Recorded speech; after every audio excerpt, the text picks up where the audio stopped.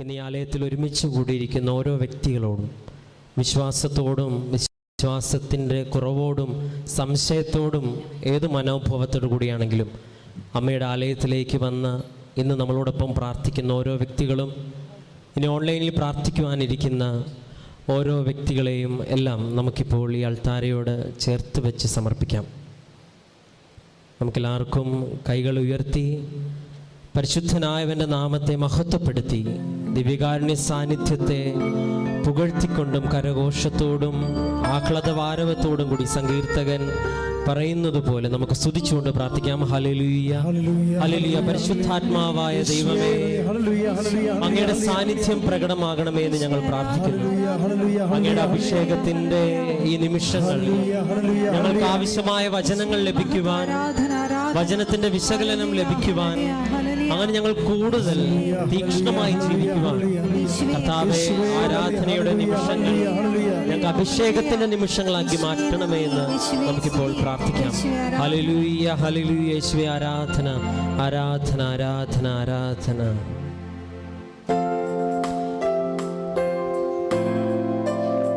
നമുക്ക് പ്രാർത്ഥനയോടെ ദിവ്യകാരുണ്യ നാഥനെ അൾത്താരയിലേക്ക് വരവേൽക്കാം.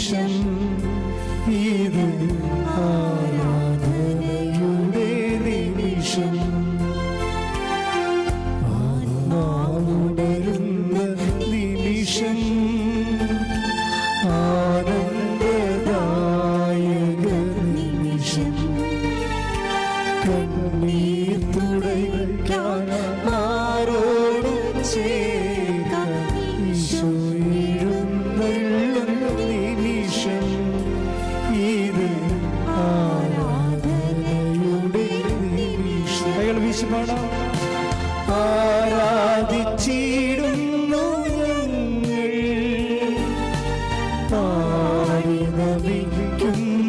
ഞങ്ങൾ, ആരാധിച്ചിടുന്നു ഞങ്ങൾ, പാടി നമിക്കുന്നു ഞങ്ങൾ.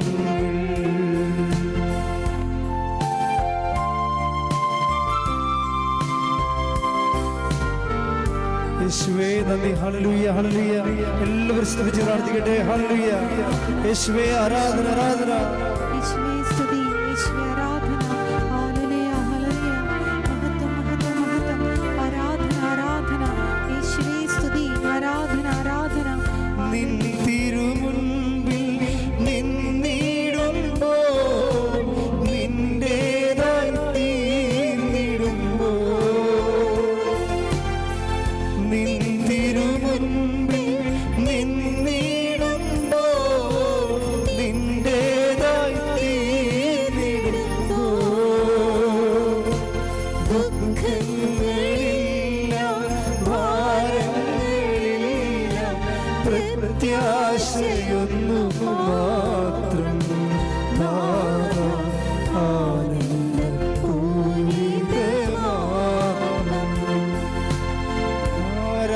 ആരാധിച്ചിടുന്നു കൈകൾ വീശി പാടി നമിക്കുന്നു എല്ലാവരും ചേർന്ന് ആരാധിച്ചിടുന്നു ഞങ്ങൾ, പാടി നമിക്കുന്നു.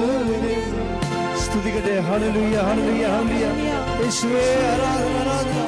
യേശുവേ മഹത്വം മഹത്വം മഹത്വം. ഹല്ലേലൂയ ഹല്ലേലൂയ ഹല്ലേലൂയ. യേശുവേ ഹല്ലേലൂയ.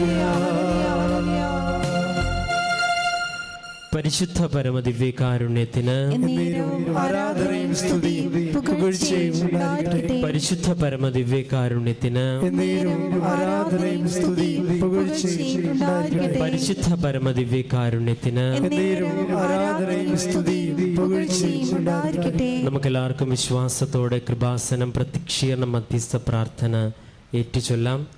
അമ്മേ പരിശുദ്ധ അമ്മേ, അമ്മേ പരിശുദ്ധ അമ്മേ, ദൈവമാതാവേ, ദൈവമാതാവേ, കൃപാസനത്തിലൂടെ ഞങ്ങൾക്കും ഞങ്ങളുടെ ദേശത്തിനും അമ്മ മാധ്യസ്ഥം തേടിത്തന്ന എല്ലാ അനുഗ്രഹങ്ങൾക്കും കൃപകൾക്കും ഞങ്ങളിപ്പോൾ ഹൃദയം നിറഞ്ഞ നന്ദി പറയുന്നു.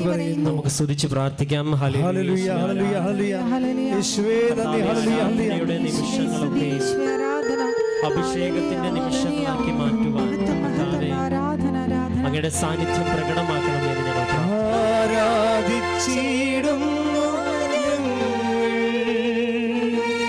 പാടി നമിക്കുന്നു ഞങ്ങൾ. ഉച്ചത്തിൽ പാടാം. ആരാധിച്ചിടുന്നു ഞങ്ങൾ പാടി നമിക്കുന്നു ഞങ്ങൾ.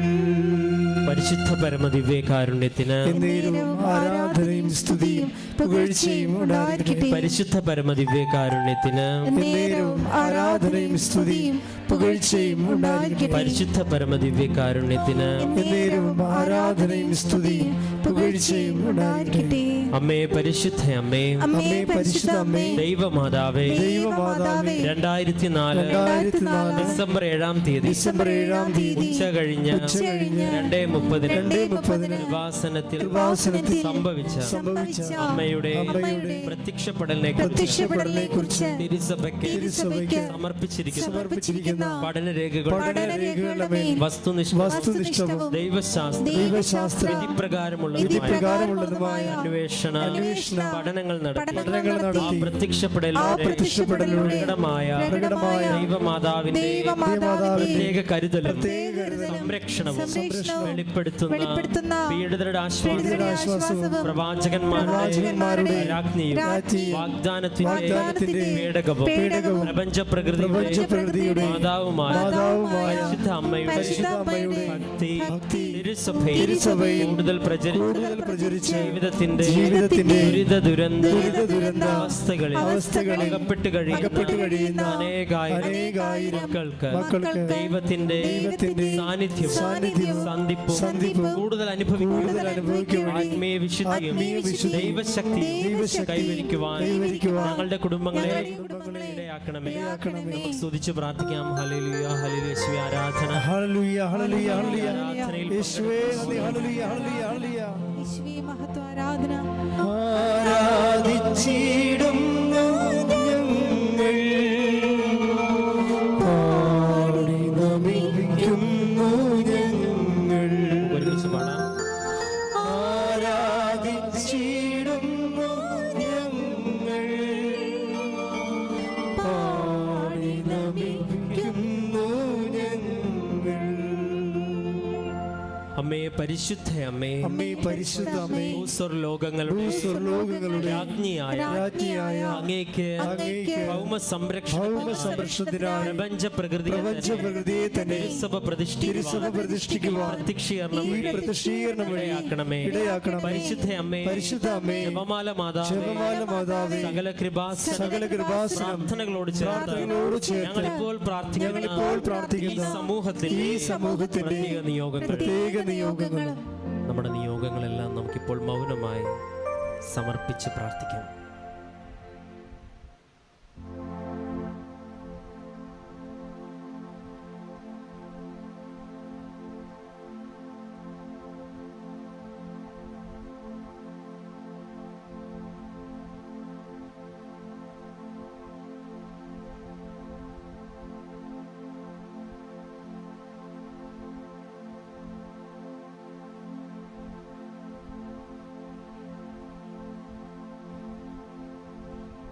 അമ്മയുടെ പ്രത്യക്ഷീകരണത്തിന്റെ ഈ അനുഗ്രഹവേളയിൽ ഞങ്ങൾക്ക് സാധിച്ചു തരുവാൻ കഴിയണമേ.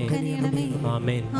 നമുക്ക് സ്തുതിച്ച് പ്രാർത്ഥിക്കാം. ഹല്ലേലൂയ. യേശുവേ ആരാധനയുടെ നിമിഷങ്ങളൊക്കെ ദൈവികാനുഭവത്തിന്റെയും ദൈവിക സ്പർശനത്തിന്റെയും പരിശുദ്ധാത്മാഭിഷേകത്തിന്റെയും സമയമാക്കി മാറുവാൻ നമുക്ക് എല്ലാവർക്കും സ്തുതിച്ച് പ്രാർത്ഥിക്കാം. ഹല്ലേലൂയ. ഹല്ലേലൂയ. യേശുവേ ആരാധന ആരാധന. ഹല്ലേലൂയ. ഹല്ലേലൂയ. ഹല്ലേലൂയ.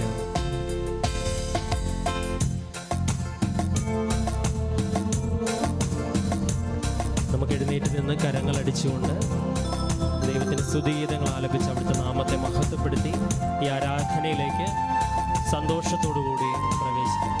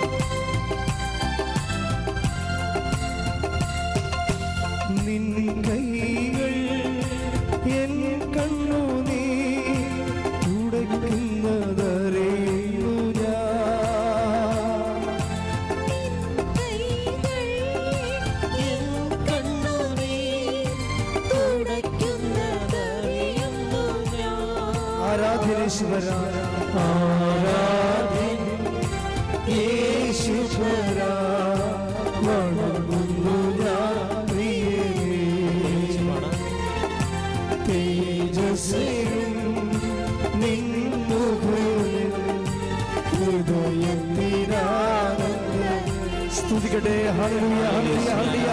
യേശുവേ ആരാധനയുടെ നിമിഷങ്ങളൊക്കെയും കർത്താവേ ഞങ്ങളോടൊന്ന് സംസാരിക്കണമേ എന്നും ഞങ്ങളുടെ പരിശുദ്ധാത്മാഭിഷേകത്താൽ ഞങ്ങൾ പ്രത്യേക അഭിഷേകത്താൽ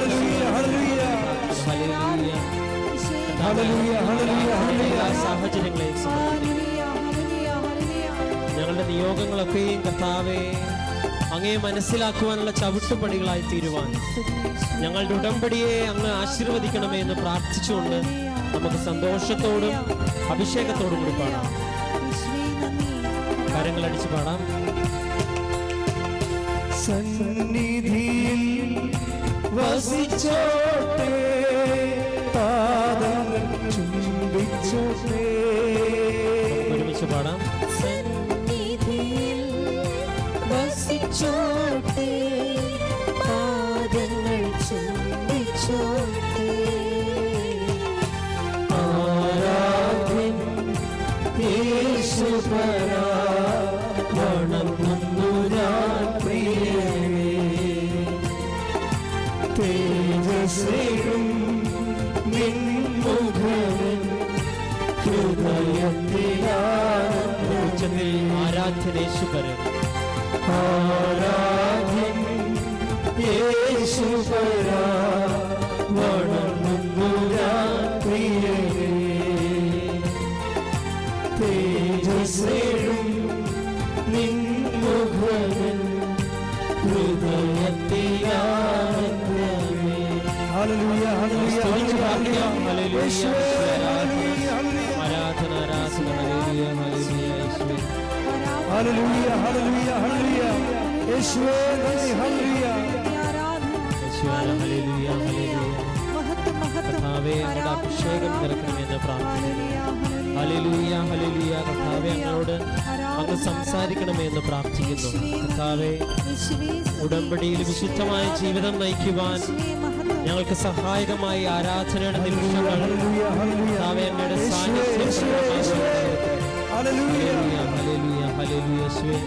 ആരാധന ആരാധന ആരാധന ആരാധന ആരാധന. ഹല്ലേലൂയ സ്തോത്രം. Hallelujah hallelujah. സന്നിധിയിൽ കരങ്ങളടിച്ചോണ്ട് പാടാം. വസിച്ചോട്ടെ, പാദങ്ങൾ ചുംബിച്ചോട്ടെ, സന്നിധിയിൽ വസിച്ചോട്ടെ, പാദങ്ങൾ ചുംബിച്ചോട്ടെ. ആരാധ്യൻ യേശുപരാ, വണങ്ങുന്നു ഞാൻ പ്രിയനേ. തേജസ്സേയും നിൻമുഖമിൽ ഹൃദയത്തിലാനന്ദമേ.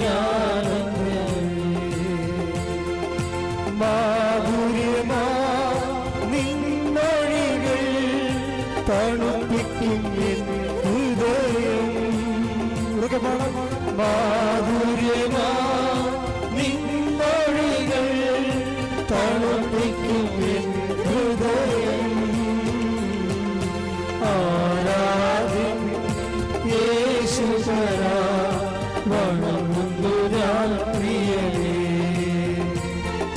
തേജസ്സേയും നിൻമുഖമിൽ ഹൃദയത്തിലാനന്ദമേ. പരിശുദ്ധ പരമദിവ്യകാരുണ്യത്തിന് എന്നേരവും ആരാധനയും സ്തുതിയും പുകഴ്ചയും ഉണ്ടായിരിക്കട്ടെ. പരിശുദ്ധ പരമദിവ്യകാരുണ്യത്തിന് എന്നേരവും ആരാധനയും സ്തുതിയും പുകഴ്ചയും ഉണ്ടായിരിക്കട്ടെ. പരിശുദ്ധ പരമദിവ്യകാരുണ്യത്തിന് ആരാധനയും സ്തുതിയും പുകഴ്ചയും ഉണ്ടായിരിക്കട്ടെ. എൻ്റെ പ്രിയപ്പെട്ടവരെ,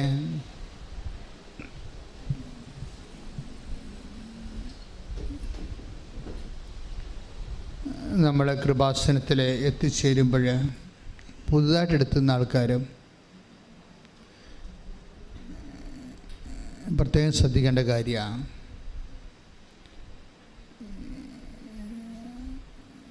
ദൈവമാണ് എന്നെ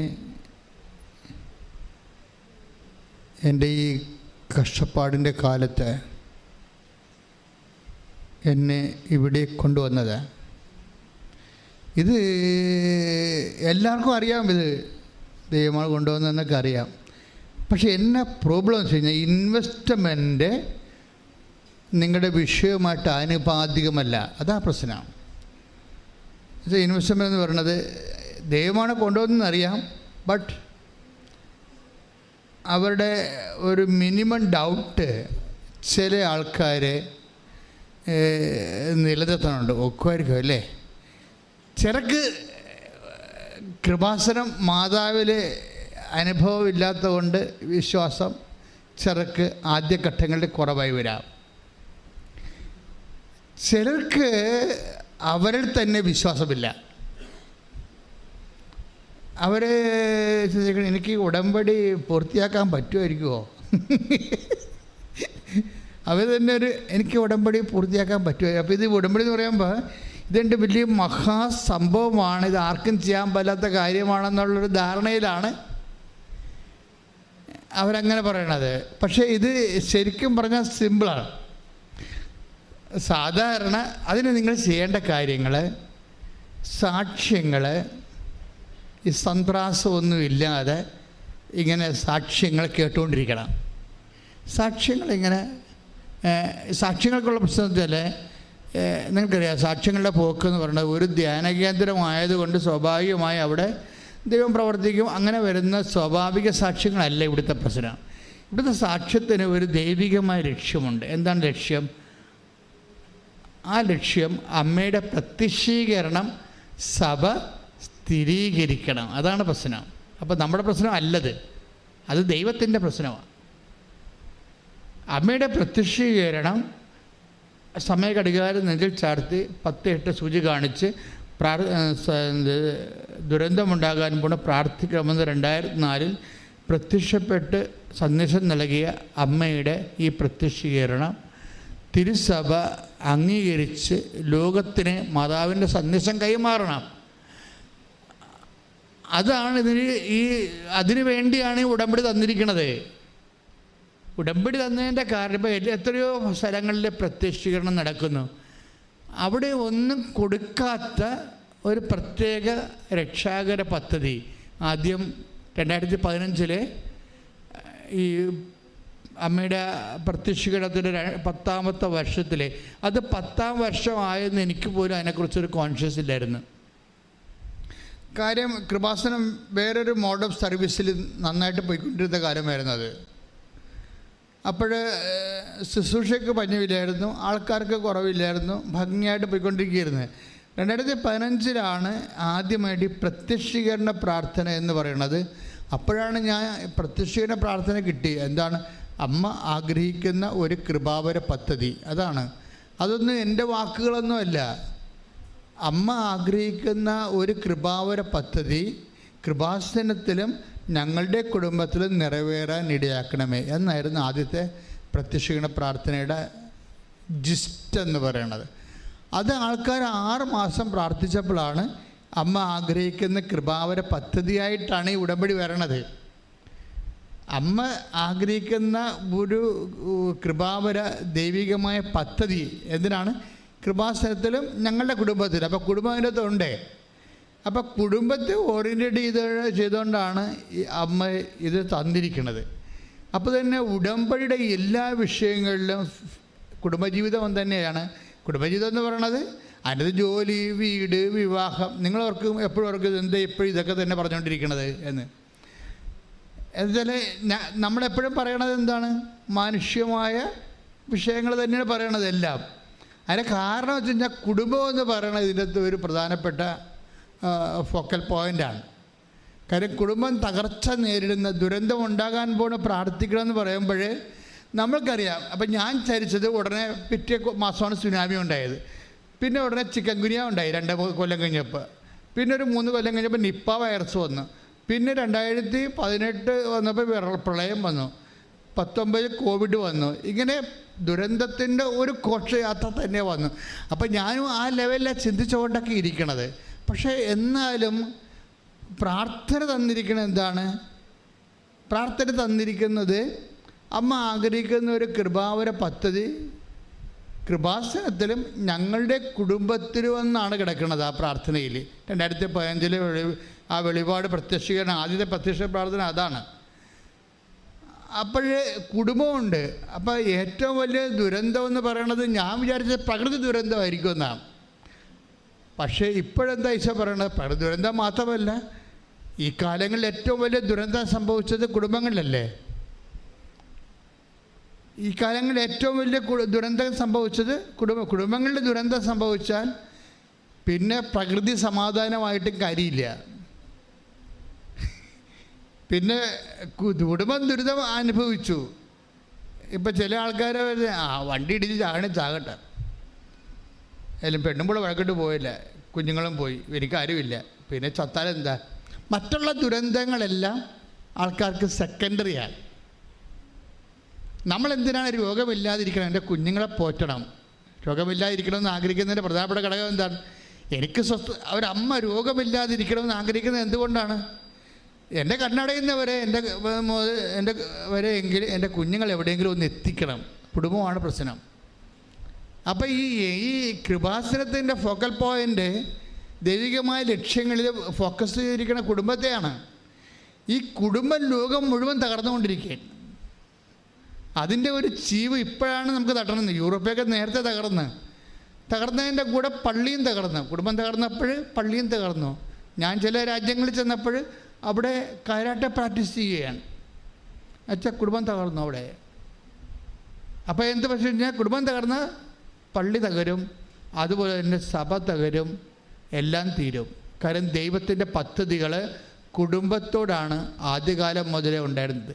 ഇപ്പോൾ നിങ്ങളെപ്പോഴും ശ്രദ്ധിക്കേണ്ടത്, ഇപ്പോൾ ഡൈവേഴ്സുകാരും കോടതി കൊടുത്തിരിക്കുന്നവരും അതിൻ്റെ റിസൾട്ടിന് വേണ്ടി ഉടമ്പടി ചെയ്തിരിക്കുന്നവരും ഒക്കെ മനസ്സിലാക്കേണ്ടത്, നിങ്ങൾ വിചാരിക്കണത് എങ്ങനെയെങ്കിലും ഈ കാലമാടനിടയ്ക്ക് രക്ഷപ്പെടണം, അല്ലെങ്കിൽ അവളുടെ പഠിപ്പിൻ്റെ അധ്യത്വമാണ്, അവൾ പോയിട്ട് അവിടെ വേറെ ആൾക്കാർ കമ്പനി അടിക്കുകയാണ്. അറിയാൻ പാടില്ലേ, ഇയാൾ സ്വന്തമായിട്ട് കൃതിക്കാണ് ഇവിടെ നാട്ടിലിരുന്നുകൊണ്ട് കൃതിക്കാണ്. അവളുടെ ഡ്യൂട്ടി കൊണ്ട് ഭാരം കൊണ്ട് ചിലപ്പോൾ സമയത്ത് വിളിക്കുമ്പോൾ ഫോൺ എടുക്കത്തില്ല. എടുക്കാഞ്ഞിട്ടല്ല, എടുക്കാൻ പറ്റത്തില്ല. അതൊക്കെ നിങ്ങളെ ഹോസ്പിറ്റലിൽ ചെന്നാൽ മാത്രമേ അറിയാൻ പറ്റത്തുള്ളൂ.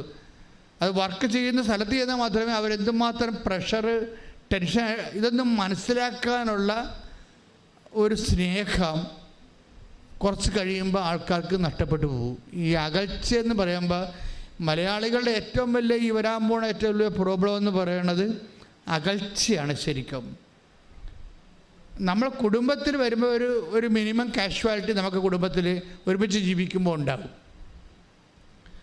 ഒരുമിച്ച് ജീവിക്കുമ്പോൾ ഇഷ്ടാനിഷ്ടങ്ങളൊക്കെ ഉള്ള കാരണവും താല്പര്യങ്ങളൊക്കെ വ്യക്തിപരമായത് കാരണം ചിലപ്പോൾ ചില ക്രാഷ് ഉണ്ടാകും. പക്ഷേ അത് 10%മാണുള്ളത്. പക്ഷേ അകന്നിരിക്കുമ്പോൾ ഉള്ള ക്രാഷ് ഒരു 50% വരെ ചെല്ലും. എന്താ കാര്യം, ഈ അകന്നിരിക്കുമ്പോഴുള്ള റിലേഷൻസ് മുഴുവൻ ഇക്കണോമിക് ഫൈനാൻസ് റിലേഷനാണ്. Not body relation, not mental relation. സ്കൈപ്പിലൊക്കെ കാണാമെന്നൊക്കെ പറഞ്ഞാൽ കുറച്ച് ബോറടിക്കത്തില്ല മനുഷ്യന്. എന്തൊക്കെ പറഞ്ഞാലും മനുഷ്യന് ബോറെന്ന് പറഞ്ഞ സാധനം ഉണ്ടല്ലോ, അത് കുറച്ച് കഴിയുമ്പോൾ അടിക്കും നമുക്കിട്ട് വന്ന്. നമ്മൾ തിരിച്ചടിക്കാൻ വല്ലതും പറ്റുമോ ബോറിനിട്ട്? അത് സഹിക്കാൻ പറ്റത്തുള്ളൂ. അപ്പോൾ കുറച്ച് കഴിയുമ്പോൾ ഈ സംവിധാനങ്ങളൊന്നും സപ്പോർട്ടീവ് അല്ലാത്ത സമയം വരും. അപ്പോൾ എപ്പോഴും കടമാണ്, പണം വേണം, കടമാണ്, ശമ്പളം കിട്ടിയ ഇങ്ങനെ പറഞ്ഞുകൊണ്ടിരിക്കുമ്പോൾ റിലേഷൻസിൽ മുഴുവനും ഫൈനാൻസ് റിലേഷനേ ഉണ്ടാകത്തുള്ളൂ. Finance relation. അപ്പോൾ അവൾ അല്ലെങ്കിൽ അവൻ വിചാരിക്കുന്നത് എൻ്റെ കുടുംബക്കാർ അമ്മയും മക്കളും എല്ലാം കൂടി എന്നൊരു കറാപ്പശായിട്ട് വെച്ചിരിക്കുകയാണെന്ന് തോന്നുന്നു. NRIയുടെ കുറേ ആൾക്കാർക്കുള്ള പ്രശ്നം എന്തായിരുന്നു, അവരമ്മയും മക്കളും എപ്പോഴും പപ്പായും വിളിക്കും, മമ്മി വിളിക്കും, പിള്ളേർ വിളിക്കും, ചിടുങ്ങി വിളിക്കും, കിടുങ്ങി വിളിക്കും, കുടുങ്ങി വിളിക്കും. എന്തായാലും കാശാണ് പ്രശ്നം. അയാൾക്കറിയാമല്ലോ, അത് കുറേ അഭ്യാസമൊക്കെ അറിയാമല്ലോ. ഈ കിടുങ്ങി കുടുങ്ങിയൊക്കെ വിളിക്കുന്നതിൻ്റെ പിന്നിൽ അവസാനം കാശിലേ വന്ന് നിൽക്കത്തുള്ളൂന്നറിയാം.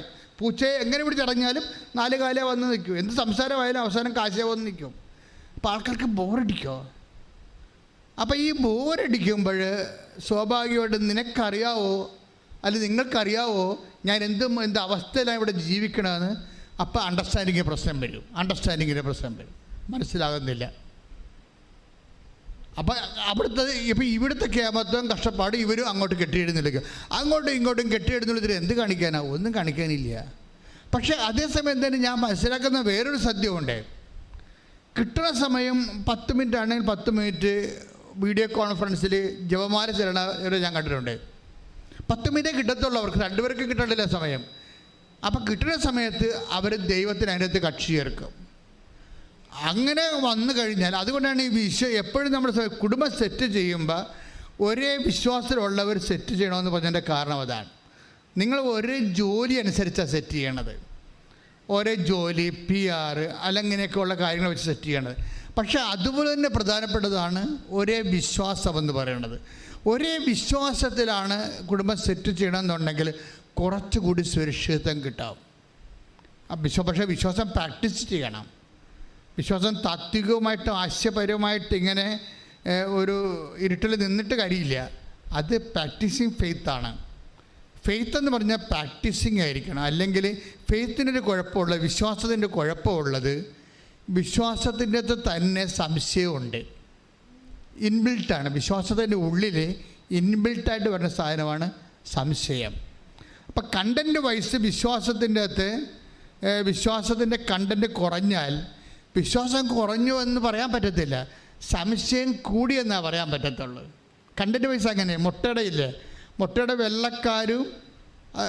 വെള്ളക്കാരും ചുവന്നക്കാരും ഇല്ലേ അല്ലേ? അപ്പോൾ അതുപോലെ ചുവന്നക്കാർ കുറവാണെങ്കിൽ അത്രയും വെള്ളക്കാർ കൂടിയിരിക്കും. അതാണ് എൻ്റെ തീർന്ന വിശ്വാസം നിങ്ങൾക്ക് ഉണ്ടെന്ന് പറയുമ്പോൾ വിശ്വാസം കുറവാണെന്ന് പറഞ്ഞാൽ അതിൻ്റെ അർത്ഥം സംശയം കൂടുതലാണെന്ന് അതിൻ്റെ അർത്ഥം.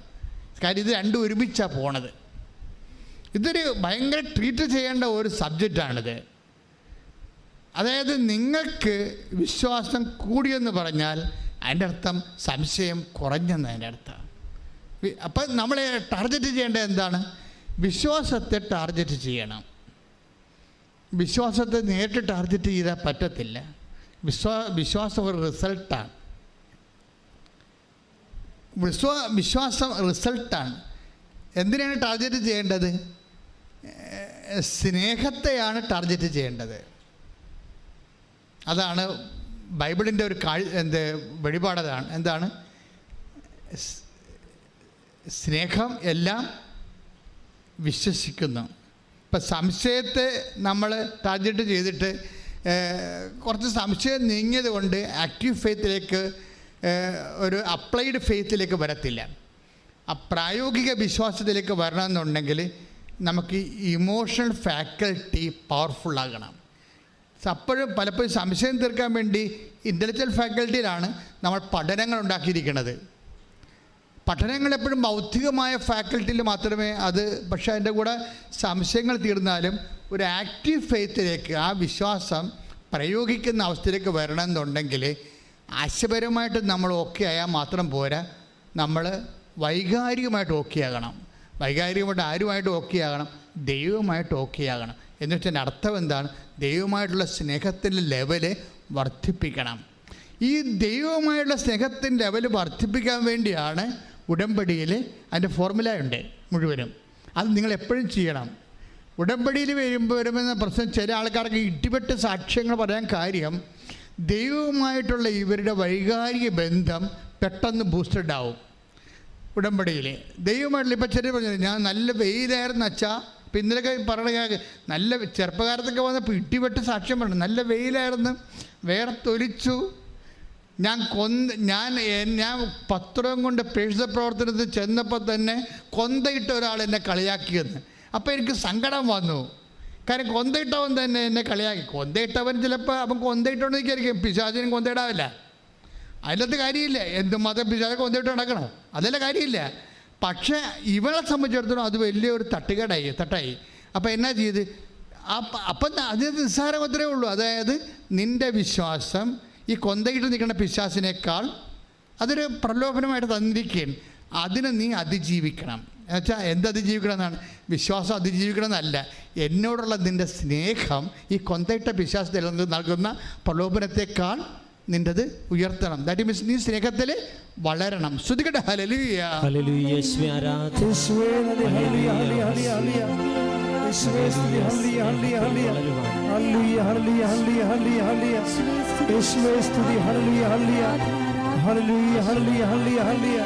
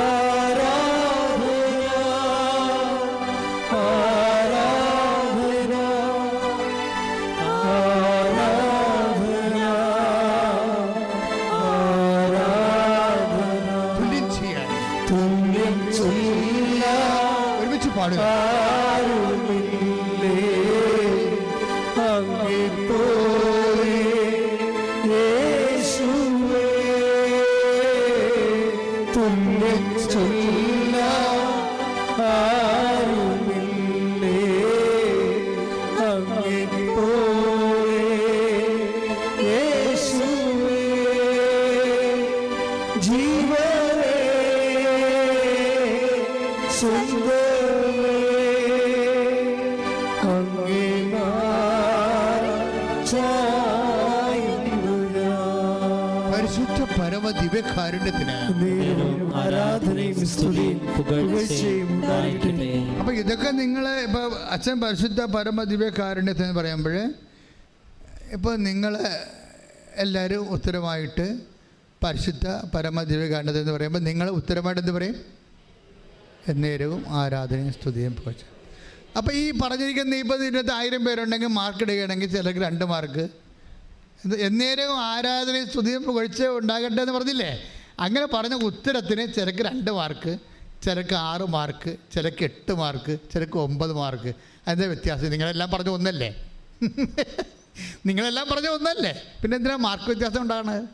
അത് ചിലർ ബോധമില്ലാതെ പറയും, ചിലർ യാന്ത്രികമായിട്ട് പറയും, ചിലർ വിശ്വാസത്തോടെ പറയും, ചിലർ സ്നേഹത്തോടെ പറയും. അതിനാ മാർക്ക് വേണ്ടത്? സ്നേഹത്തോടെ പറയുന്നതിനാണ് മാർക്ക് 9 മാർക്ക്. കൈയടിച്ച് കർത്താവേ ഹല്ലേലൂയ. സ്നേഹത്തോടെ ജീവനേ സ്വന്തമേ അങ്ങേ മാറായുന്നു ഞാൻ. അപ്പം എപ്പോഴും നമ്മൾ ശ്രദ്ധിക്കേണ്ടത്, ശ്രദ്ധ വേണ്ടത്, പ്രാർത്ഥിക്കുമ്പോൾ എപ്പോഴും നിങ്ങൾ ചിന്തിക്കേണ്ടത് അത് സ്നേഹത്തോടെയാണ് പ്രാർത്ഥിച്ചതെന്ന്. എപ്പോഴും നമ്മൾ ഇൻട്രോസ്പെക്റ്റ് ചെയ്യണം. എപ്പോഴും നമ്മൾ ഒരു ആന്തരികമായിട്ടുള്ള ചോദ്യം ഉണ്ടാക്കേണ്ടത് എന്താണ്? ഞാൻ സ്നേഹത്തോടെയാണ് പ്രാർത്ഥിച്ചത്, സ്നേഹത്തോടെയാണ് ഞാൻ കർത്താവിന് കൈമാറിയത്, സ്നേഹത്തോടെയാണ് ഞാൻ ഉടമ്പടി വിശ്വാസം പ്രയോഗത്തിലേക്ക് വരുന്നത്. പ്രാർത്ഥിക്കുക. കർത്താവായ ദൈവമേ, ഉടമ്പടിയുടെ ഓരോ പദ്ധതികളും പ്രക്രിയകളും ഞാൻ നിറവേറ്റുമ്പോൾ ദൈവസ്നേഹത്തോടെ നിറവേറ്റുവാൻ എന്നെ സഹായിക്കണമേ. ഇത് പെട്ടെന്ന് ബൂസ്റ്റപ്പ് ആവും സ്നേഹത്തെ നിങ്ങൾ അഡ്രസ്സ് ചെയ്ത് കഴിഞ്ഞാൽ. ഇപ്പം ഞാനൊക്കെ വന്ന ഒരു വഴിയാണ് ഞാൻ നിങ്ങൾ പറയണത്. ഞാൻ വന്ന വഴിയൊന്നുമല്ല, ബൈബിളിലുള്ള എല്ലാം ഈ ടൈപ്പാണ്. ഇന്നലെ കെസ്സിയ എന്ന് പറഞ്ഞൊരു മോളുടെ സാക്ഷ്യങ്ങൾ. കെസ്സിയയുടെ പ്രോബ്ലം, കെസ്സിയ അപ്പനെയും കൊണ്ട് വന്നിരിക്കുകയാണ് ഇവിടെ. എനിക്ക് ഈ ആഴ്ചയിൽ ഏറ്റവും ടോപ്പായിട്ട് എന്നെ സ്പർശിച്ചത് കെസ്സിയയുടെ സാക്ഷ്യമാണ്. എന്താ സംഭവം വെച്ച് കഴിഞ്ഞാൽ, കെസ്സിയ അപ്പനെയും കൊണ്ട് വന്നിട്ട് അപ്പനെ ഫെയിൻറ്റിങ്ങും അതുപോലെ തന്നെ ഇയർ ബാലൻസിൻ്റെ പ്രോബ്ലമാണ്. അപ്പോൾ ഇയർ ബാലൻസിന് അപ്പോൾ കെസ്സിയുടെ ഒരു പ്രത്യേകത, ഉടമ്പടിയുടെ ധ്യാനങ്ങളെല്ലാം ഇവൾ പ്രാർത്ഥിച്ചാണ് കേൾക്കണത്. ഉടമ്പടിയുടെ ധ്യാനം കൂടാൻ വേണ്ടി കൂടും. ഉടമ്പടി എടുക്കുമ്പോൾ നിങ്ങൾക്കറിയാമല്ലോ, ധ്യാനം കൂടണമെന്ന് പറഞ്ഞാൽ എന്താണ്? അപ്ഡേഷൻസ് ഉണ്ടാകണത് എല്ലാം ഇവിടെ. നിങ്ങളുടെ സബ്ജക്റ്റ് എപ്പോൾ സംസാരിക്കുമെന്ന് ആർക്കും അറിയാൻ പറ്റത്തില്ലല്ലോ. ഉടമ്പടി എന്ന് പറയുമ്പോൾ ഈ പുറപ്പാട് 25-35 വെച്ചുള്ള സംസാരമാണ്. കാര്യം ഞാൻ എൻ്റെ ജനങ്ങളോട് കൃപാസനത്തിൽ നിന്ന് സംസാരിക്കുമെന്നല്ല പറഞ്ഞിരിക്കുന്നത്. അപ്പോൾ അങ്ങനെ സംസാരിക്കുമ്പോൾ ഉടമ്പടി ധ്യാനത്തിന് മറ്റു വചന പ്രഘോഷങ്ങളെക്കാളും സന്ദേശവിഹിതമായിട്ട് വ്യത്യാസങ്ങളുണ്ട്. കാരണം നിങ്ങളുടെ വിഷയം ചിലപ്പോൾ സംസാരിച്ചെന്ന് വരും കർത്താവ്. നിങ്ങളിപ്പോൾ ഇന്ന് കടന്നു പോകുന്ന പർട്ടിക്കുലർ പ്രോബ്ലം നിങ്ങൾക്കറിയാമല്ലോ. നമ്മൾ ദൈവത്തോട് അടുക്കുമ്പോൾ കരയാൻ മാത്രമേ നമുക്ക് നേരം ഉണ്ടാകത്തുള്ളൂ. സ്നേഹം കൊണ്ടും കേട്ടും മനസ്സിലാക്കിയും നമ്മളറിയാതെ ഇങ്ങനെ ദൈവം ഇത്രയും നമ്മളൊരു കൃപയും കീടമൊക്കെ ഇട്ടും നമുക്ക് നമ്മുടെ നാട്ടുകാർ പോലും നമ്മൾ അംഗീകരിക്കണില്ല, നമ്മുടെ വീട്ടുകാർ പോലും നമ്മൾ അംഗീകരിക്കണില്ല. വീട്ടിൽ തന്നെ ഗ്രൂപ്പിസമാണ്. അപ്പോൾ അങ്ങനെയൊക്കെ വരുമ്പോൾ നമുക്കറിയാം ഈ വീട്ടിൽ എനിക്കൊരു വിലയുമില്ല. അപ്പോൾ അങ്ങനെ ഇപ്പം നിൻ്റെ വീട്ടിൽ നിനക്ക് വിലയില്ലാത്തൊരവസ്ഥയാണെന്ന് വിചാരിച്ചോ. ചിലപ്പോൾ അവരുടെ അനീതിയായിരിക്കും, ചിലപ്പോൾ നിൻ്റെ കയ്യിരിപ്പ് കൊണ്ടായാലും, പക്ഷേ ഫീൽ ചെയ്യണം നിനക്കാണ്. പക്ഷേ ഇങ്ങനെ ഒരു പൊസിഷൻ ആണെങ്കിൽ പോലും ആരും തരാത്തൊരു വില ദൈവം നമുക്ക് തരും. അത് നമ്മുടെ ഈ സാക്ഷ്യങ്ങൾ കേൾക്കുമ്പോൾ മനസ്സിലാകും. ഇത് ആരും അപ്പം സ്വന്തം വീട്ടുകാർ പോലും തരാത്ത വില. അപ്പോഴും നീ എപ്പോഴും മനസ്സിലാക്കേണ്ട ഇതാണ്, നിൻ്റെ വീട്ടിൽ പോലും നിനക്കില്ലാത്ത വില ദൈവത്തിൻ്റെ തിരുസേന നിനക്കുണ്ട്. പക്ഷെ നീ ഇത് കണ്ടെത്തണം. പ്രാർത്ഥിക്കുക. കർത്താവ് ദൈവമേ, ദൈവമേ, നിനക്ക് നിനക്ക് എന്നോട് നീ കൽപ്പിക്കുന്ന വില, എന്നോട് നീ കൽപ്പിക്കുന്ന വില മനസ്സിലാക്കാനുള്ള കൃപ എനിക്ക് നൽകണമേ. നീ എനിക്ക് കൽപ്പിക്കുന്ന വില മനസ്സിലാക്കാനുള്ള കൃപ എനിക്ക് നൽകണമേ. അപ്പൊ കെസിയ വന്ന് പറഞ്ഞത്, അവളുടെ അപ്പൻ ഇങ്ങനെ ഇയർ ബാലൻസ് ആയിട്ട് ഡോക്ടർ പറഞ്ഞു, ഇനി നിങ്ങളുടെ നിങ്ങളുടെ പഴയ ജോലിയൊന്നും ചെയ്യാൻ പറ്റത്തില്ലെന്ന് പറഞ്ഞു. അപ്പോൾ ഇനി കുടുംബം അരിമുട്ടിയല്ലോ, ഇനി എന്ത് ചെയ്യും എന്നൊക്കെ വിചാരിച്ചുകൊണ്ട് വിഷമിക്കുമ്പോൾ പെട്ടെന്ന് ഉടമ്പടി ധ്യാനത്തിലൂടെ പറയുന്നു, നിങ്ങൾ ഉടമ്പടിയിലാണെങ്കിൽ ഉടമ്പടി ധ്യാനത്തിനെ ശ്രദ്ധിക്കണം. ആ ധ്യാനത്തിലൂടെ കർത്താവ് നിങ്ങളോട് സംസാരിക്കുമെന്ന് പറഞ്ഞു. അപ്പോൾ ഇത് കേട്ട ഉടനെ പിന്നെ എന്താ കെസിയോട് പറഞ്ഞത്, ഉടമ്പടിയിൽ ഇരിക്കുന്ന വ്യക്തികൾ മറ്റു വ്യക്തികളുടെ സ്വരങ്ങൾ ശ്രദ്ധിക്കണം. ഇതൊക്കെ ഞാനിങ്ങനെ ഓർത്ത് പറയണമല്ലേ. ഇവിടെ വരുമ്പോൾ കുറേ കാര്യം കർത്താവ് എനിക്ക് പറഞ്ഞു തരും. അപ്പോൾ അത് ഞാൻ പറഞ്ഞുകൊണ്ടിരിക്കുന്ന സമയത്ത് കർത്താവ് വേറെ കാര്യങ്ങൾ പറയും. അപ്പോൾ അതൊക്കെ ഞാൻ കേൾക്കണ മനസ്സിൽ ഈശോ പറഞ്ഞ് കേൾക്കണ കാര്യങ്ങൾ നിങ്ങളോട് പറയും. പക്ഷേ ഇത് ആരെങ്കിലും കർത്താവ് ഉദ്ദേശിക്കുന്നുണ്ടാവും. അതുകൊണ്ടാണ് ദൈവത്തിൻ്റെ മുമ്പിൽ നിങ്ങൾക്ക് വില ഉണ്ടെന്ന് പറയാൻ കാര്യം. ദൈവത്തിൻ്റെ മുമ്പിൽ നിങ്ങൾ എത്ര കെട്ടേണ്ട മനുഷ്യരാണെന്ന് പറഞ്ഞാലും ദൈവം നിങ്ങളുടെ വില ഒരിക്കലും കുറയത്തില്ല. സ്വർണം പോലെയല്ലേ, സ്വർണത്തിൻ്റെ വില കുറയത്തില്ലല്ല, ചളങ്ങിയാലും കുറയത്തില്ല, അത് കറുത്താലും കുറയത്തില്ല, വില കുറയത്തില്ല അതിൻ്റെ. അപ്പം അതുപോലെ നീ സ്വർണമാണ് വിലാപങ്ങളുടെ പുസ്തകത്തിൽ നമ്മളോട് പറഞ്ഞിട്ടുണ്ട്, നീ സ്വർണമാണ് എനിക്കെന്ന്. സ്വർണം മങ്ങിപ്പോയത് എന്താണെന്നൊക്കെ ചോദിക്കുന്നുണ്ട്, പക്ഷേ വില കുറഞ്ഞ എന്താണെന്ന് പറഞ്ഞിട്ടില്ല. Take the word of God. വിലാപങ്ങൾ 4-ാം അധ്യായം 1-ാമത്തെ വാക്യം. സ്വർണം എങ്ങനെ മങ്ങിപ്പോയി, തങ്കത്തിന് എങ്ങനെ മാറ്റം വന്നു, വിശുദ്ധ മന്ദിരത്തിൻ്റെ കല്ലുകൾ വഴിക്കവലയിൽ ചിതറിക്കിടക്കുന്നു. അതായത് ഇസ്രായേലിനെ കുറിച്ചും വിശ്വാസത്തെക്കുറിച്ചും ദൈവപൈതലിനെ കുറിച്ചും പറയുന്നത്, ദൈവം ചോദിക്കണം എങ്ങനെ, സ്വർണത്തിൻ്റെ വില എങ്ങനെ കുറഞ്ഞെന്നല്ല ചോദിക്കുന്നത്. അങ്ങനെ ഒരിക്കലും കുറയത്തില്ല. നീ സ്വർണമാണ്, നിനക്ക് സംഭവിക്കാൻ സാധ്യതയുള്ളത് എന്താണ്? മങ്ങിപ്പോകാം. നീ ദൈവത്തിന് നകലുന്നതനുസരിച്ച്, വിശ്വാസം കുറയുന്നതനുസരിച്ച് കൊണ്ട്, വിശ്വാസത്തിൻ്റെ പ്രവൃത്തികൾ കുറയുന്നതനുസരിച്ച് കൊണ്ട് നിനക്ക് മങ്ങൽ വരാം, പക്ഷെ വില കുറയത്തില്ല. അതുകൊണ്ട് തന്നെ ദൈവത്തിൻ്റെ നമ്മുടെ വീട്ടുകാരുടെ മുമ്പിൽ നമുക്ക് വില കുറഞ്ഞാലും ദൈവ തിരുസന്നിധിയിൽ ഒരിക്കലും നമ്മുടെ വില ഇടിയത്തില്ല. അതാണ് നമ്മുടെ കോൺഫിഡൻസിൻ്റെ തന്നെ. ദൈവ തിരുസന്നിധി വരുമ്പോൾ നമ്മുടെ കോൺഫിഡൻസ് അതായിരിക്കണം. കാര്യം നിങ്ങളുടെ പാപങ്ങൾ കൊണ്ടോ, ഇപ്പോൾ ചില ആൾക്കാർ പറഞ്ഞാൽ എന്താണ്, അയ്യോ ഞാൻ പാപിയാണ്, എനിക്ക് ഉടമ്പടി പൂർത്തിയാക്കാൻ പറ്റുമോ, ഞാൻ പാപാവസ്ഥ ജീവിക്കുന്ന ആളാണ്, എനിക്ക് ഉടമ്പടി പൂർത്തിയാക്കാൻ പറ്റുമോ എന്ന് പറഞ്ഞുകൊണ്ട് നീയാണ് വിഡ്രോ ചെയ്ത് പോണത്. പക്ഷേ കർത്താവ് എന്താ പറയണത്, നീ ഇപ്പോഴും സ്വർണം തന്നെയാണ്, മങ്ങിപ്പോയിട്ടുണ്ടെന്ന കാര്യം സത്യമാണ്, പക്ഷെ നിന്റെ വില കുറഞ്ഞിട്ടില്ല. കൈയടിച്ച് കർത്താവ്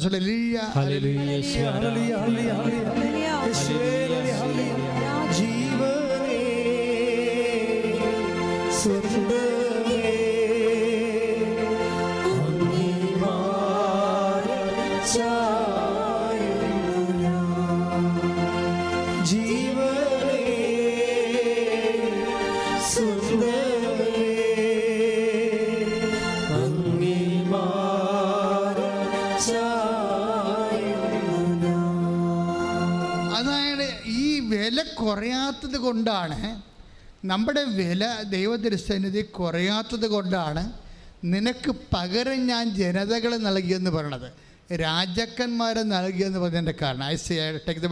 ശ്രദ്ധിക്കട്ടെ. ഹല്ലേലൂയ, ഹല്ലേലൂയ, ഹല്ലേലൂയ, ഹല്ലേലൂയ. യേശുവേ നന്ദി, യേശുവേ സ്തുതി. ഹല്ലേലൂയ, ഹല്ലേലൂയ, ഹല്ലേലൂയ, ഹല്ലേലൂയ, ഹല്ലേലൂയ, ഹല്ലേലൂയ, ഹല്ലേലൂയ. യേശുവേ ആരാധന, ആരാധന, ആരാധന. യേശുവേ മഹത്വം, മഹത്വം, മഹത്വം. യെശയ്യാ പ്രവാചകന്റെ പുസ്തകം 43-ാം അധ്യായം 4-ാമത്തെ വാക്യം. നീ എനിക്ക് വിലപ്പെട്ടവനും, പറഞ്ഞ് നീ എനിക്ക് വിലപ്പെട്ടവനും ബഹുമാന്യനും, ബഹുമാന്യനും പ്രിയങ്കരനും ആയതുകൊണ്ട് നിനക്ക് പകരമായി മനുഷ്യരെയും നിന്റെ ജീവന് പകരമായി ജനതകളെയും ഞാൻ നൽകുന്നു. ഭയപ്പെടേണ്ട, ഞാൻ നിന്നോട് കൂടെയുണ്ട്. ഭയപ്പെടേണ്ട, ഞാൻ നിന്നോട് കൂടെയുണ്ട്.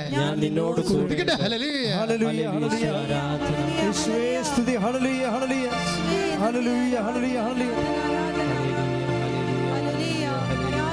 ഭയപ്പെടേണ്ട മകനേ, മകളേ, ഞാൻ നിന്റെ ദൈവമല്ലേ. കരയരുതേ ഇനി എൻ കൺമണിയേ, ഞാൻ നിന്റെ കൂടെയല്ലേ. എന്ത് പ്രശ്നം വന്നാലും ഈ വചനങ്ങൾ നിങ്ങൾ മറന്നു പോരുത്. ഇത് നിങ്ങൾക്കറിയാം, ഇത് ഓൺലൈൻ ലീസോ ഈ ധ്യാനം നയിച്ചുകൊണ്ടിരിക്കുന്നതുകൊണ്ടാണ് ഈ ചെറിയ കൺഫ്യൂഷൻ ഞങ്ങൾ തമ്മിലുള്ളത്. അതായത് ഇപ്പോൾ ആദ്യം പറഞ്ഞ എന്താണ്, വിലാപങ്ങൾ. നീ എന്തവസ്ഥയാണെങ്കിലും തങ്കമാണ്. ഇപ്പോഴും മങ്ങിപ്പോകാം, പക്ഷേ വില കുറഞ്ഞിട്ടില്ല. ഉടമ്പടി എടുക്കാൻ വരുന്ന ഓരോ മനുഷ്യരും അറിയേണ്ടതാണ്, എൻ്റെ പാപാവസ്ഥ, എൻ്റെ ജീവിത രീതി എന്ത് തന്നെയായാലും ദൈവത്തിരുസന്നിധിയിൽ എൻ്റെ വില കുറഞ്ഞിട്ടില്ല. കൈയടിച്ച് ശ്രുതികടല്ലേ. ഹല്ലേലൂയ, ഹല്ലേലൂയ, ഹല്ലേലൂയ, ഹല്ലേലൂയ. യേശുവേ നന്ദി. ഹല്ലേലൂയ, ഹല്ലേലൂയ, ഹല്ലേലൂയ. യേശുവേ സ്തുതി. ഹല്ലേലൂയ, ഹല്ലേലൂയ, ഹല്ലേലൂയ, ഹല്ലേലൂയ, ഹല്ലേലൂയ. ആരാധന, ആരാധന യേശുവേ, ആരാധന, ആരാധന, ആരാധന യേശുവേ, ആരാധന. പരിശുദ്ധ പരമദിവ്യകാരുണ്യത്തിന്. അപ്പോൾ അതുകൊണ്ടാണ് ഉടമ്പടിയുടെ എഫിക്കസി ഓഫ് കവനൻറ്റ്. അതായത് നമ്മളെ തന്നെ വിലയിടിച്ചാലും അങ്ങനെ നമ്മൾ ചിന്തിച്ചാലും ദൈവം അങ്ങനെ ചിന്തിക്കുന്നില്ല. അതുകൊണ്ട് തന്നെ നീ ഫ്രഷായിട്ടാണ് നീ ദൈവസന്നിധിയിൽ ഉടമ്പടി എടുക്കുന്നത്. പക്ഷേ ഉടമ്പടി എടുക്കുമ്പോൾ നിനക്കെന്താ ചെയ്യേണ്ടത്? നിനക്കിതിനെക്കുറിച്ച് ഒരു മിനിമം, ഇപ്പോൾ കെസിയായോട് പറഞ്ഞത് എന്താണ്, ഡോക്ടർ പറഞ്ഞത് എന്താണ്, അപ്പായി ഇനി ജോലിക്ക് പോയിട്ടത് കേട്ടോ, അപ്പായിക്ക് ഇയർ ബാലൻസിൻ്റെ പ്രോബ്ലമാണ്, അത് തിരിച്ച് വീണ്ടും വരുമെന്ന് പറയും. അപ്പോൾ അരിമുട്ടിപ്പോയില്ലേ. അരിമുട്ടിക്കഴിഞ്ഞപ്പോൾ അവൾ ഉടമ്പടി എടുത്ത് പറഞ്ഞ അരിമുട്ടിയല്ല ഈശോ എന്ന് പറഞ്ഞു. ഇത് ചില ഈ മനുഷ്യന്മാരുടെ പ്രോബ്ലം എന്ന് വെച്ച് കഴിഞ്ഞാൽ അവർ ഈ വിശ്വാസ ലെവലിനേക്കാൾ വിശ്വാസ ലെവൽ നെഗ്ലിജിബിളായിട്ട് കളയും. എന്നാൽ അതൊരു അവഗണിക്കാൻ പറ്റുന്നൊരു കാര്യമായിട്ട് കരുതും. കാര്യം അവർക്ക് വിശ്വാസത്തേക്കാൾ ഉപരി സ്നേഹമാണ് മുറ്റി നിൽക്കുന്നത്. നിൻ്റെ ഹൃദയത്തിൽ വിശ്വാസം കൂടിയാൽ, അല്ല സ്നേഹം കൂടിയാൽ പിന്നെ വിശ്വാസം ഒരു വിഷയമാകത്തില്ല. ചില ആൾക്കാർ വന്ന് ചോദിക്കുമല്ലോ, വന്ന് അവിടെ വന്ന് വെച്ചും ഉടമ്പടി എടുക്കണം, പോയി നോക്കാം, മറ്റുള്ളവരുടെ സാക്ഷിയൊക്കെ കേൾക്കാം, അല്ലെങ്കിൽ അമ്മയെക്കൊണ്ട് ഉടമ്പടി എടുപ്പിച്ചിട്ട് നോക്കാം, അമ്മയ്ക്ക് എന്ത് കിട്ടിയെന്ന് അറിയാം. ഇങ്ങനെയൊക്കെ ടെസ്റ്റ് അടിക്കാൻ വേണ്ടി ചില ആൾക്കാർ വരുന്നില്ലേ. അവൻ്റെ കാര്യം പോക്കായിരിക്കും. എന്താ കാര്യം? അവൻ ടെസ്റ്റ് ചെയ്യണത് ആരെയാ? കർത്താവിനെയല്ല ടെസ്റ്റ് ചെയ്യണത്. അവൻ ടെസ്റ്റ് ചെയ്യണത് ആരെയാണ് ശരിക്കും? അവനെ തന്നെ ടെസ്റ്റ് ചെയ്യണം. എന്താണ്? എനിക്കിത് പറ്റത്തില്ലെന്ന് അവൻ തന്നെത്താൻ ധരിക്കുന്നു. എനിക്ക് ഉടമ്പടി പറ്റത്തില്ലെന്ന് ധരിക്കുന്നു. പക്ഷേ ദൈവം എന്താ പറയണത്? നിനക്ക് പറ്റുമെന്നാണ് ദൈവം പറയണത്. എന്താണ്? നീ ഇപ്പോഴും തങ്കവാ, നിൻ്റെ വില കുറഞ്ഞിട്ടില്ല. നീ നിന്നെ തന്നെ മോശമായിട്ട് അണ്ടർ എസ്റ്റിമേറ്റ് ചെയ്യേണ്ടതാണ്. അപ്പോൾ ആദ്യം ചെയ്യേണ്ടത്, ഉടമ്പടിയിലേക്ക് വരുമ്പോൾ അണ്ടർ എസ്റ്റിമേറ്റ്, നമ്മളെ തന്നെ വില കുറച്ച് കളയുന്ന ആ സംഭവം മാറ്റിവെക്കണം. മാറ്റിയിട്ട് എൻ്റെ കർത്താവ് എന്നെ ഇവിടെ കൊണ്ടുവന്നത് എൻ്റെ ദൈവം തന്നെയാണ്. ഇന്നും ദൈവ തിരുസന്നിധി എനിക്ക് വിലയുള്ളത് കൊണ്ടാണ് എൻ്റെ കണ്ണീരിൻ്റെ കാലത്ത് ആര് പറഞ്ഞാലും എന്ത് കേട്ടാലും ഇവിടെ ഞാൻ വന്നതിൻ്റെ കാരണം എന്ന് പറഞ്ഞ് നീ ദൈവമായിട്ട് കൈ കൊടുക്കണം. എന്താ കാര്യം? നിൻ്റെ ജീവിതം എല്ലാം പുതുതായിട്ട് തുടങ്ങാൻ പോകുകയാണ്. ഇനി നിൻ്റെ ജീവിതം ദൈവം തീരുമാനിക്കും, വേറെ ആരും തീരുമാനിക്കാനില്ല. ബാങ്കുകാർ തീരുമാനിക്കത്തില്ല, ഡോക്ടർ തീരുമാനിക്കത്തില്ല, ആരുമേ തീരുമാനിക്കത്തില്ല. നിൻ്റെ കാര്യം ആര് തീരുമാനിക്കും? നിന്റെ ദൈവം തീരുമാനിക്കും. കൈയടിച്ച് ശ്രുതികട്ടെ. ഹല്ലേലൂയ, ഹല്ലേലൂയ, യേശുവേ ആരാധന, ആരാധന, ഹല്ലേലൂയ, ഹല്ലേലൂയ, ഹല്ലേലൂയ. യേശുവേ സ്തുതി ഹല്ലേലൂയ ഹല്ലേലൂയ ഹല്ലേലൂയ ഹല്ലേലൂയ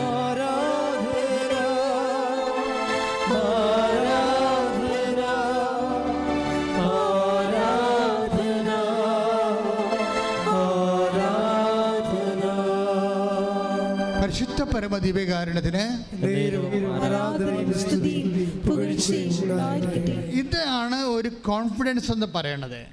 കാരണം ദൈവദൃശ്യം നമ്മളെ സ്റ്റാറ്റസിന് മങ്ങലേറ്റതേ ഉള്ളൂ, പക്ഷേ ഡാമേജ് ആയിട്ടില്ല. ഇത് ബൈബിൾ നിനക്ക് തരുന്ന ഏറ്റവും വലിയ അഷ്വറൻസാണ്. എന്താണ്? മേ ബി നമ്മുടെ ജീവിതത്തിൻ്റെ പ്രത്യേകത കൊണ്ട് ദൈവദൃശ്യം നിൻ്റെ സ്റ്റാറ്റസ് അല്പം മങ്ങിപ്പോയി കാണും, പക്ഷേ ഡാമേജ് ആയിട്ടില്ല. അത് കർത്താവ് നിങ്ങൾക്ക് തരുന്ന വെളിപാടാണ്. കൈയിടിച്ച് ശ്രദ്ധിക്കട്ടെ. ഹല്ലേലൂയ ഹല്ലേലൂയ യേശുവേ ആരാധന ആരാധന യേശുവേ സ്തുതി ഹല്ലേലൂയ ആരാധന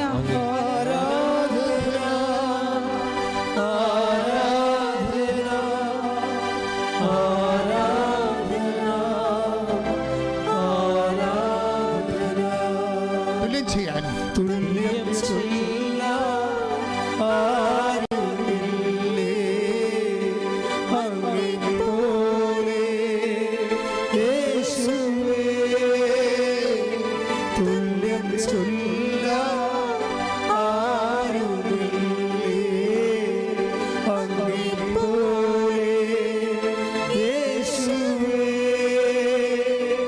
ജീവനേ സ്വന്തമേ അങ്ങേ മാറിൽ ചായുന്നു ഞാൻ.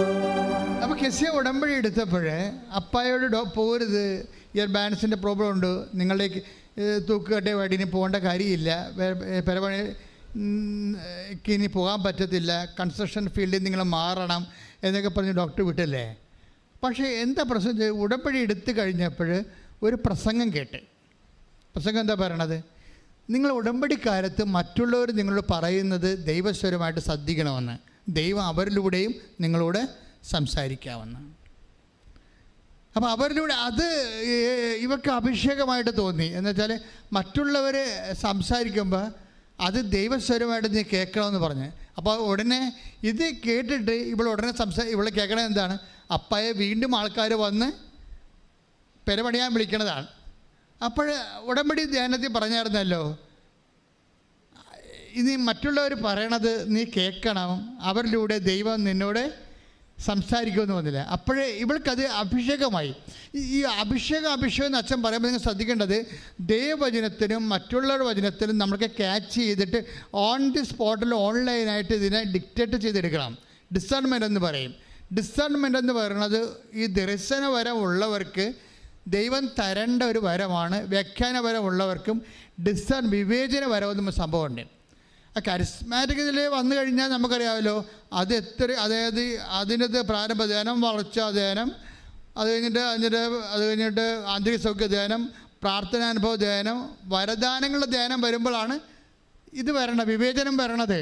പക്ഷെ ഉടമ്പടിയിൽ നീ ഉടമ്പടിയുമായിട്ട് നീ കർത്താവിൻ്റെ ഐക്യത്തിലായത് കാരണം ഈ ദാനങ്ങളെല്ലാം നിനക്ക് നിൻ്റെ വിശ്വാസത്തിൻ്റെ ദൈവസ്നേഹത്തിൻ്റെ ആനുപാതികമായിട്ട് നിനക്ക് വിവേചനം വരം കൂടി കിട്ടുന്നുണ്ട്. ശ്രദ്ധിക്കട്ടെ. ഹല്ലേലൂയ ഹല്ലേലൂയ ഹല്ലേലൂയ ഹല്ലേലൂയ ഹല്ലേലൂയ ഹല്ലേലൂയ. യേശുവേ ആരാധന ആരാധന ആരാധന ഹല്ലേലൂയ ഹല്ലേലൂയ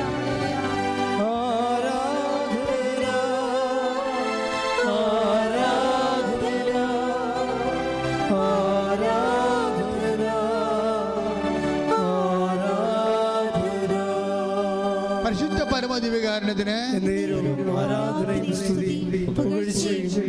അപ്പൊ കെസിയുടെ സാക്ഷ്യത്തിന്റെ വചനങ്ങളെ നോക്കിയിട്ട് വീണ്ടും വീട് പണിയാനും തൂക്കക്കട്ടയുമായിട്ട് വിളിക്കുന്നതിനെക്കുറിച്ച് വചനത്തെക്കുറിച്ച് ഞാൻ അങ്ങനെ ചിന്തിച്ചാണ് ഞാൻ ഇവിടെ കയറണത്. ഇവിടെ കയറി കഴിഞ്ഞതിന് ശേഷം ഞാൻ വീണ്ടും വേറൊരു കാര്യത്തിന് വേണ്ടി വചനം ഓപ്പൺ ചെയ്ത് കർത്താവിനോട് സന്ദേശം ചോദിക്കാൻ വേണ്ടി വചനം ഓപ്പൺ ചെയ്യും. ഇപ്പം നിങ്ങൾക്കറിയാമല്ലോ, ഉടമ്പടിയിലുള്ള എല്ലാം തന്നെ വചനത്തിലൂടെ ആൾക്കാർ കർത്താവിനോടൊക്കെ ഒന്ന് ആലോചന ചോദിക്കുന്നുണ്ട്. ഉടമ്പടി വൃത്തിയായിട്ട് ചെയ്യുന്ന എല്ലാവരോടും ആൾക്കാരോട് കർത്താവ് വചനത്തിലൂടെ സംസാരിക്കുകയും ചെയ്യുന്നുണ്ട്. കാര്യം കമ്മ്യൂണിക്കേഷൻ കവനനിൻ്റെ ഭാഗമാണ്. കമ്മ്യൂണിക്കേഷൻ എന്ന് പറയുന്നത് കവനനിൻ്റെ ഭാഗമാണ്. ആര് കവനൻ്റിലായാലും ഉടനെ കമ്മ്യൂണിക്കേഷൻ ആകും. അപ്പോൾ ചിലർക്ക് നല്ല വെട്ടിപ്പായിട്ട് സംസാരിക്കാൻ അറിയാം ദൈവത്തോട്, ചിലർ സംസാരിക്കത്തില്ല, പക്ഷെ മനസ്സിൽ ഓർക്കും. എല്ലാം കമ്മ്യൂണിക്കേഷനാണ്. അപ്പം ഞാൻ വന്നപ്പോൾ ഞാൻ പറഞ്ഞു ഈശോ, അപ്പോൾ ഈ അത് ഞാൻ വേറൊരു വിഷയത്തിന് വേണ്ടി ചോദിച്ചപ്പോൾ കെസിയയുടെ സാക്ഷ്യത്തിന് പറ്റുന്ന വചനം കർത്താവിക്ക് തന്നു. അത് സക്കറിയയുടെ വചനമാണ്. ഞാൻ കേട്ട് വായിച്ചിട്ടില്ലാത്ത വചനമാണത്. ഇപ്പം കാണിച്ചുകൊണ്ട് ഞാൻ നോക്കിയെടുത്ത് നിങ്ങൾ കണ്ടല്ലോ. അതായത് സക്കറിയ 1:15 എടുത്ത് ശ്രുതിക്കട്ടെ. ഹല്ലേലൂയ ഹല്ലേലൂയ ഹല്ലേലൂയ ഹല്ലേലൂയ ഹല്ലേലൂയ ഹല്ലേലൂയ ഹല്ലേലൂയ ഹല്ലേലൂയ ഹല്ലേലൂയ ഹല്ലേലൂയ ഹല്ലേലൂയ യേശുവേ നന്ദി. ഹല്ലേലൂയ ഹല്ലേലൂയ ഹല്ലേലൂയ യേശുവേ ആരാധന ആരാധന ആരാധന. സഖറിയ പ്രവാചകന്റെ പുസ്തകം 1-ാം അധ്യായം 15-ാമത്തെ വാക്യം. സ്വസ്ഥത അനുഭവിക്കുന്ന ജനതകളുടെ മേൽ എനിക്ക് ഏറെ കോപമുണ്ട്. ഞാൻ എൻ്റെ ജനത്തോട് അല്പം കോപിച്ചപ്പോഴേക്കും അവർ അനർത്ഥം വർദ്ധിപ്പിച്ചു. കർത്താവ് അരുൾ ചെയ്യുന്നു, ഞാൻ അലിവ് തോന്നി ജെറുസലേമിലേക്ക് മടങ്ങി വന്നിരിക്കുന്നു. അവിടെ എൻ്റെ ആലയം പണിയും, ജെറുസലേമിൻ്റെ മേൽ അളവ് ചരട് പിടിക്കും. Praise the Lord. അപ്പോൾ തൂക്കുകെട്ടുമായിട്ട് തിരിച്ചു വരികയാണ്. അതായത് വിഡ്രോ ചെയ്തിരിക്കുന്ന ദൈവാനുഗ്രഹങ്ങളും വിഡ്രോ ചെയ്തിരിക്കുന്ന ജീവിത രീതികളിലേക്കും നമുക്ക് ഉടമ്പടിയിലൂടെ തിരിച്ചു വരുന്നതിന് പ്രവചനങ്ങളുണ്ട്, വാഗ്ദാനങ്ങളുണ്ട്. ഇതെല്ലാം വാഗ്ദാനമാണല്ലോ. Next line. ജെറുസലേമിൻ്റെ മേൽ അളവ് ചരവ് പിടിക്കും, സൈന്യങ്ങളുടെ കർത്താവ് അരുൾ ചെയ്യുന്നു. വീണ്ടും വിളിച്ചു പറയുക, എൻ്റെ നഗരങ്ങൾ വീണ്ടും ഐശ്വര്യപൂർണമാകും. Praise the Lord. വീണ്ടും വിളിച്ചു പറയുക, എൻ്റെ നഗരങ്ങൾ പറഞ്ഞ് വീണ്ടും വിളിച്ചു പറയുക, വീണ്ടും വിളിച്ചു പറയുക, എൻ്റെ നഗരങ്ങൾ വീണ്ടും വീണ്ടും ഐശ്വര്യപൂർണമാകും. അതായത് അളവ് ചരട് കൊണ്ട് പിടിച്ച് അതിനെ നിർമ്മിച്ച് ഉയർത്തി വളർത്തുന്ന, അതായത് നമ്മളുടെ ജീവിതം മുഴുവനും റീസ്റ്റേറ്റ് ചെയ്യുന്നതാണ്. ഐശ്വര്യം പുനഃസ്ഥാപിക്കുമെന്ന് കർത്താവിൻ്റെ പ്രവാചകവചനങ്ങളുടെ പ്രധാനപ്പെട്ട ഉടമ്പടിയുടെ ഒരു പ്രധാനപ്പെട്ട ലക്ഷ്യം തന്നെയാണ് ഐശ്വര്യം പുനഃസ്ഥാപിക്കുക എന്നുള്ളത്. അപ്പോൾ നമ്മളെ ബോഡി, നമ്മുടെ ശരീരത്തിൻ്റെ ഐശ്വര്യമായാലും ശരി, ഇപ്പോൾ ചിലരെ കണ്ടു കഴിഞ്ഞാൽ 5 കീമോ എടുത്തവരാണെന്ന് പറയത്തില്ല. കാര്യം എന്താണ്? അത് വേറെ ആയിട്ട് അത് അതിൻ്റെ ആന്തരിക അഭിഷേകം കിട്ടിയിട്ട് അത് ഇവർക്ക് ബോഡിക്ക് ഏറ്റതായിട്ട് നമുക്ക് തോന്നത്തില്ല. ഇങ്ങനെ ഓരോ വിഷയവും അങ്ങനെയാണ്. ഇത്രയും വലിയ പ്രശ്നങ്ങളിലൂടെ പോകുന്ന ആളാണ് നമ്മളെന്ന് പറയാത്ത രീതിയിൽ ഈ പുനഃസ്ഥാപന റീജിസ്ട്രേഷൻ ഒത്തിരി ഉണ്ടായിക്കൊണ്ടിരിക്കും. അത് വാഗ്ദാനത്തിലുള്ളതാണ്. ഉടമ്പടി വാഗ്ദാനങ്ങൾ 8,000 കേട്ടോ. 8,880 വാഗ്ദാനങ്ങളാണ് ഉടമ്പടിയിലുള്ളത്. അപ്പം അതെല്ലാം മനുഷ്യൻ്റെ എക്കാലത്തെയുമുള്ള ജീവിതത്തെയാണ് അഡ്രസ്സ് ചെയ്യണത്. അതുകൊണ്ട് ഈ 8,850 വാഗ്ദാനങ്ങളിൽ പെട്ടത് മാത്രമായിരിക്കും നമ്മുടെ വിഷയങ്ങളെല്ലാം വരാൻ പോണത്, പുതുതായാലും പഴയതായാലും. അപ്പം അതുകൊണ്ട് ഒരിക്കലും നമ്മൾ ചിന്തിക്കാതെ നിങ്ങൾ ചെയ്യേണ്ടത് ദൈവമായിട്ടുള്ള love level. Take the word of God. ശ്രുതിക്കട്ടെ. ഹല്ലേലൂയ ഹല്ലേലൂയ ഹല്ലേലൂയ ഹല്ലേലൂയ ഹല്ലേലൂയ ഹല്ലേലൂയ. പൗലോസ് അപ്പോസ്തലൻ കൊരിന്ത്യർക്ക് എഴുതിയ 1-ാം ലേഖനത്തിൽ 13-ന്റെ 7-ാമത്തെ സ്നേഹം സകലതും സഹിക്കുന്നു, സ്നേഹം സകലതും സഹിക്കുന്നു, സകലതും വിശ്വസിക്കുന്നു, സകലതും വിശ്വസിക്കുന്നു. That's A point. സ്നേഹം എന്ന് പറഞ്ഞ സ്നേഹം സകലതും വിശ്വസിക്കുന്നു. ഇപ്പം ദൈവത്തിൽ ഇത്തിരി വിശ്വാസം മങ്ങിയാൽ നിങ്ങൾ എന്താ ചെയ്യേണ്ടത്? ദൈവത്തോടുള്ള സ്നേഹം ബൂസ്റ്റ് ചെയ്യണം. ഇതൊരു ഫോർമുലയാണ്. ദൈവത്തോട് അല്പം സ്നേഹം നിങ്ങൾക്ക് മങ്ങിയാൽ, വിശ്വാസം മങ്ങിയാൽ, നിങ്ങൾക്കറിയാമല്ലോ അവിടെ ഒരു ബാലൻസിങ് എന്ന് പറയണത്, നിങ്ങളുടെ വിശ്വാസം മങ്ങിയാൽ എന്താ പറ്റണത്? സംശയം കൂടും. അതാണ് കാര്യം. വിശ്വാസവും സംശയം കൂടിയാണ് ഉള്ളത്. വിശ്വാസം എന്ന് പറയണത് സംശയരഹിതമായ ഒരു അവസ്ഥയാണ് വിശ്വാസം എന്ന് പറയുന്നത്. ശരിക്കും പറഞ്ഞാൽ അതാണ് ഈശോ ചോദിക്കുന്നത്, അല്പവിശ്വാസി നീ സംശയിച്ചത് എന്തിന്? അപ്പം വിശ്വാസം അല്പമായാൽ സംശയം കൂടിയിരിക്കും. Take the word of God. ശ്രുതിക്കട്ടെ. ഹല്ലേലൂയ ഹല്ലേലൂയ ഹല്ലേലൂയ ഹല്ലേലൂയ. യേശുവേ നന്ദി. ഹല്ലേലൂയ ഹല്ലേലൂയ. നന്ദി, ആരാധന. മത്തായിയുടെ സുവിശേഷം 14-ാം അധ്യായം 31-ാമത്തെ വാക്യം. മത്തായി 14:31. ഉടനെ യേശു കൈനീട്ടി അവനെ പിടിച്ചുകൊണ്ട് പറഞ്ഞു. അവനെ പിടിച്ചുകൊണ്ട് ആര് പിടിച്ച കാര്യം പറയണേ? പത്രോസിനെ. അപ്പം ഉടനെ അതായത് സിറ്റുവേഷൻ ഓഫ് ദി സ്റ്റോറി ഇങ്ങനെയാണ്. കർത്താവ് കടലിൻ്റെ മീതെ രാത്രി വരുന്ന ഭാഗമാണിത്. ഇപ്പം കടലിന്മീതെ കർത്താവിനെ കണ്ടപ്പോൾ വിസ്മയിച്ചുകൊണ്ട് പത്രോസ് ഒത്തിരി സ്നേഹത്തോടെയാണ് പറഞ്ഞത്, Lord it is you if, അതായത് നീയാണ് എങ്കിൽ എന്നോടും ഈ കടലിൻ്റെ മീതെ അങ്ങോട്ട് വരാൻ കൽപ്പിക്കുന്നത്. ഈ പത്രോസ് ഈശോ കടലിൻ്റെ മീതെ വരുമ്പോഴേ നിങ്ങൾക്കറിയാമല്ലോ, എപ്പോഴും പത്രോസിൻ്റെ ഉള്ളിൽ വിശ്വാസത്തെക്കാളുപരി സ്നേഹമാണ് വരണത്. അപ്പോൾ ഈശോ കണ്ടപ്പോൾ വേറെ ആർക്കും തോന്നാത്തൊരു കൊതിയാണ്, കൊതിയല്ല ശരിക്കും പറഞ്ഞാൽ സ്വാതന്ത്ര്യമാണ്. പത്രോസിൻ്റെ ഈ സ്നേഹത്തിൻ്റെ ഒരു പ്രശ്നം, സ്നേഹത്തിൽ സ്വാതന്ത്ര്യം ഉണ്ടാകും. അതായത് ഭയങ്കര, നിങ്ങൾക്കറിയാം, നിങ്ങൾ ഏറ്റവും കൂടുതൽ സ്വാതന്ത്ര്യം കാണിക്കുന്ന ആരോടായിരിക്കും? ഏറ്റവും കൂടുതൽ സ്നേഹിക്കുന്നവർ. നിങ്ങൾ ഏറ്റവും കൂടുതൽ തോന്നിയ ദിവസം കാണിക്കുന്ന ആരോടായിരിക്കും? ഏറ്റവും കൂടുതൽ സ്നേഹിക്കുന്നവരോടാണ്. അപ്പോൾ സ്നേഹത്തിന് സ്വാതന്ത്ര്യം ഉണ്ടാവും. അപ്പോൾ പത്രോസിന് സ്വാതന്ത്ര്യം കൂടുതലാണ്, കാര്യം സ്നേഹം കൂടുതലാണ്. അപ്പോൾ കടലിൻ്റെ മീതെ കർത്താവെ കണ്ടപ്പോൾ ഈ മനുഷ്യനുള്ള ഒരു സ്വാതന്ത്ര്യത്തോടുള്ള ഒരു അധികാരമുണ്ടല്ലോ, പറഞ്ഞ് കർത്താവേ നീയാണ് അതെങ്കിൽ കടലിൻ്റെ മീതെ അങ്ങോട്ട് വരാൻ എന്നോട് പറയാൻ പറയും, എന്നെ വിളിക്കാൻ പറയും. അപ്പോൾ ഈശോ പറഞ്ഞു കാം എന്ന് പറയും. അത് അവർ തമ്മിലുള്ള സ്നേഹത്തിൻ്റെ സ്വാതന്ത്ര്യത്തിൻ്റെ തോത് ചിന്തിക്കാൻ പറ്റുന്ന അല്ല, ശരിക്കും അത്രയും കൂടുതലാണ്. പക്ഷേ ഈ സ്നേഹത്തിലാണ് ഇവൻ ഈ യാത്ര ചെയ്യണത്, കടലിൻ്റെ മീതെ. വിശ്വാസത്തിലല്ല. കടലിൻ്റെ മീതെ പത്രോസ് യാത്ര ചെയ്യും കർത്താവിൻ്റെ അടുത്തേക്ക്, അത് സ്നേഹത്തിലാണ് യാത്ര ചെയ്യണത്. പക്ഷെ കാലം നനഞ്ഞ് കാറ്റടിച്ചപ്പോൾ പെട്ടെന്ന് സ്നേഹം മറന്നുപോയി. അപ്പോൾ ഉടനെ ഇവൻ ഡുമ്പെന്ന് പറഞ്ഞ് താഴേക്ക് വരും. ഉടനെ കർത്താവ് ഉടനെ കയറി പിടിക്കുക പറഞ്ഞു. എന്താ പറഞ്ഞത്? അല്പവിശ്വാസി. എന്താണ്? അപ്പോൾ അല്പസ്നേഹമുള്ളവരെന്നല്ല, അതായത് സ്നേഹമാണെങ്കിൽ എന്താ ചെയ്യേണ്ടത്? അങ്ങോട്ട് പോകണം. നമ്മുടെ യാത്ര എപ്പോഴും വിശ്വാസത്തിലല്ല യാത്ര, പിന്നെന്താണ്? സ്നേഹത്തിലാണ് യാത്ര.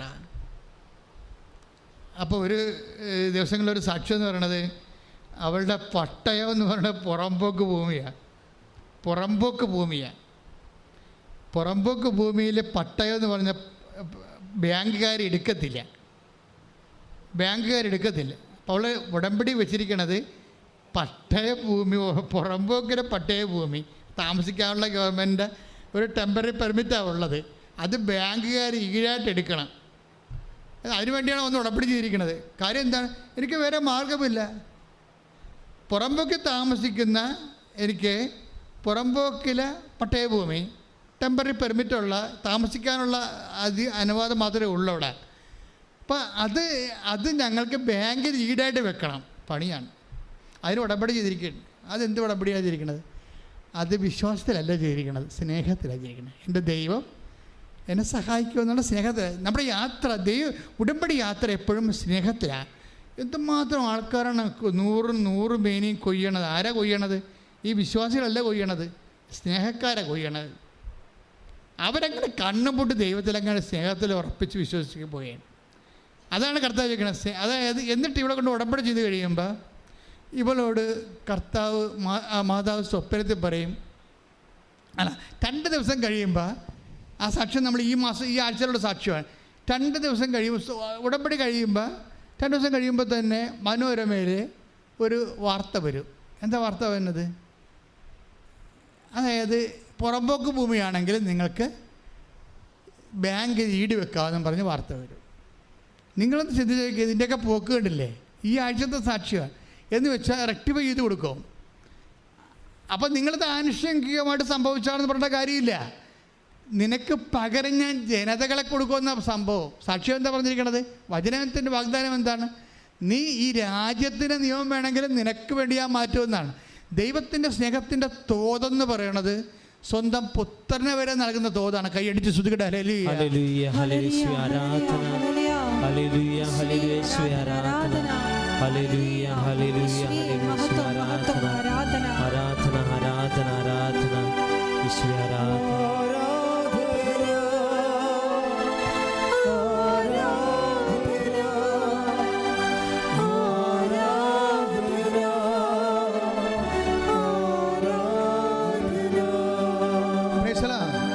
സംഭവിച്ചാൽ അതിനുശേഷം പെട്ടെന്ന് ഇവിടെ കൊണ്ടുപോയി കൊടുത്ത് ലോണാക്കും, അത് കിട്ടുകയും ചെയ്യും. പക്ഷേ ആ സ്റ്റോറി പോണ പോക്ക് കണ്ടില്ലേ? സ്റ്റോറി തുടങ്ങണത് എങ്ങനെയാണ്, ഇതിങ്ങനെ സ്റ്റോറി പുരോഗമിക്കണത് എങ്ങനെയാണ്, ഇതെല്ലാം 10 ദിവസം കടലിൻ്റെ മീതെ സ്നേഹത്തോടെ യാത്ര ചെയ്ത പോലുള്ള ഉടമ്പടി യാത്രയാണ് ഈ സംഭവം. ഇങ്ങനെ യാത്ര ചെയ്ത് കഴിഞ്ഞിട്ട് ഒരു സമയത്ത് മാതാവ് ഇവരോട് പറയും, കമ്മ്യൂണിക്കേഷൻ മാതാവ് പറയും, നീ ചെന്ന ആ കൊടുത്ത പട്ടയം തിരിച്ച് വാങ്ങിക്കാൻ പറയും. കൊടുത്ത പട്ടയം തിരിച്ച് വാങ്ങിക്കാൻ. എന്നിട്ട് ഇവിടെ മാതാവ് പറഞ്ഞതല്ലേ എന്നും പറഞ്ഞ് ബാങ്കിൻ്റെ അടുത്ത് ചെല്ലും. അപ്പോൾ 15,000 രൂപയെ അടച്ചിട്ടുള്ളൂ, ബാക്കിയെല്ലാം കടമായിട്ട് കിടക്കുകയാണ്. അപ്പോഴിവിടെ വന്നപ്പോൾ ഡോക്ടർ എന്താ മാനേജർ ചോദിക്കും, എന്തിനാ വന്നത്? അതാ പട്ടയം തിരിച്ചു തരാം. ആ തരാവേ, ആ മൊത്തം കാശ് അടച്ചേക്കാൻ പറഞ്ഞു. അപ്പോൾ ഇവിടെ ചമ്മി പോകും. അപ്പോൾ മാതാവ് ഞാൻ ചമ്മിയല്ല, നീ പറഞ്ഞിട്ട് അത് പറഞ്ഞോളൂ ശരിയാണല്ല, പൈസ ഒന്നും നടക്കാതെ ഇങ്ങനെ പട്ടണം തന്നെ. ഇവള് മാനേജറിൻ്റെ പട്ടയം ചേർന്ന് ചിന്തിക്കാൻ തുടങ്ങും. അപ്പോൾ കുറച്ച് കഴിയുമ്പോൾ മാനേജർ വിളിക്കുകയും പറയും, ആ കുഴപ്പമില്ല പട്ടയം കൊണ്ടുപോയി കൊള്ളാൻ പറയും. നമ്മളിതൊക്കെ കേൾക്കുമ്പോൾ നമുക്ക് തലക്ക് മരവിപ്പിച്ചു പോകും. ശരിയാ സംഭവം. ഉടനെ മാനേജർ ഇവർക്ക് പട്ടയം കൊടുക്കും. അതായത് നമ്മൾ ഉടമ്പടി വിഹിതമായിട്ട് ഇവരോടാണ് പറഞ്ഞിരിക്കണത്, പോയി പട്ടയം മേടിച്ചോളാം, പൈസ അടച്ചിട്ടില്ല. ആദ്യം ഈ പട്ടയം അടക്കാമെന്ന് പറഞ്ഞ്, അപ്പോൾ ഇത് ഈ മനുഷ്യന്മാരെ അനുഭവിക്കുന്ന സാധാരണ മനുഷ്യനാണ് നീയെങ്കിലും നീ അനുഭവിക്കുന്ന സാധാരണ വിഷയങ്ങളിൽ പോലും അസാധാരണമായിട്ടാണ് ഉടമ്പടി ദൈവം ഇടപെടണത്. കൈ ഇടിച്ചു സുഖണ്ടേ? ഹല്ലേലൂയ ഹല്ലേലൂയ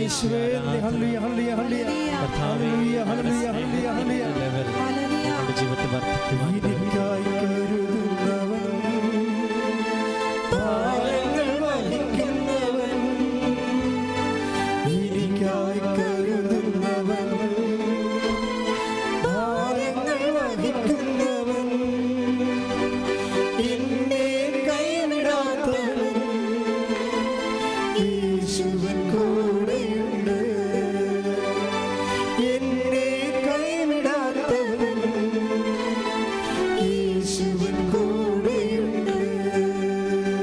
പരിശുദ്ധ പരമദിവ്യകാരണത്തിന്.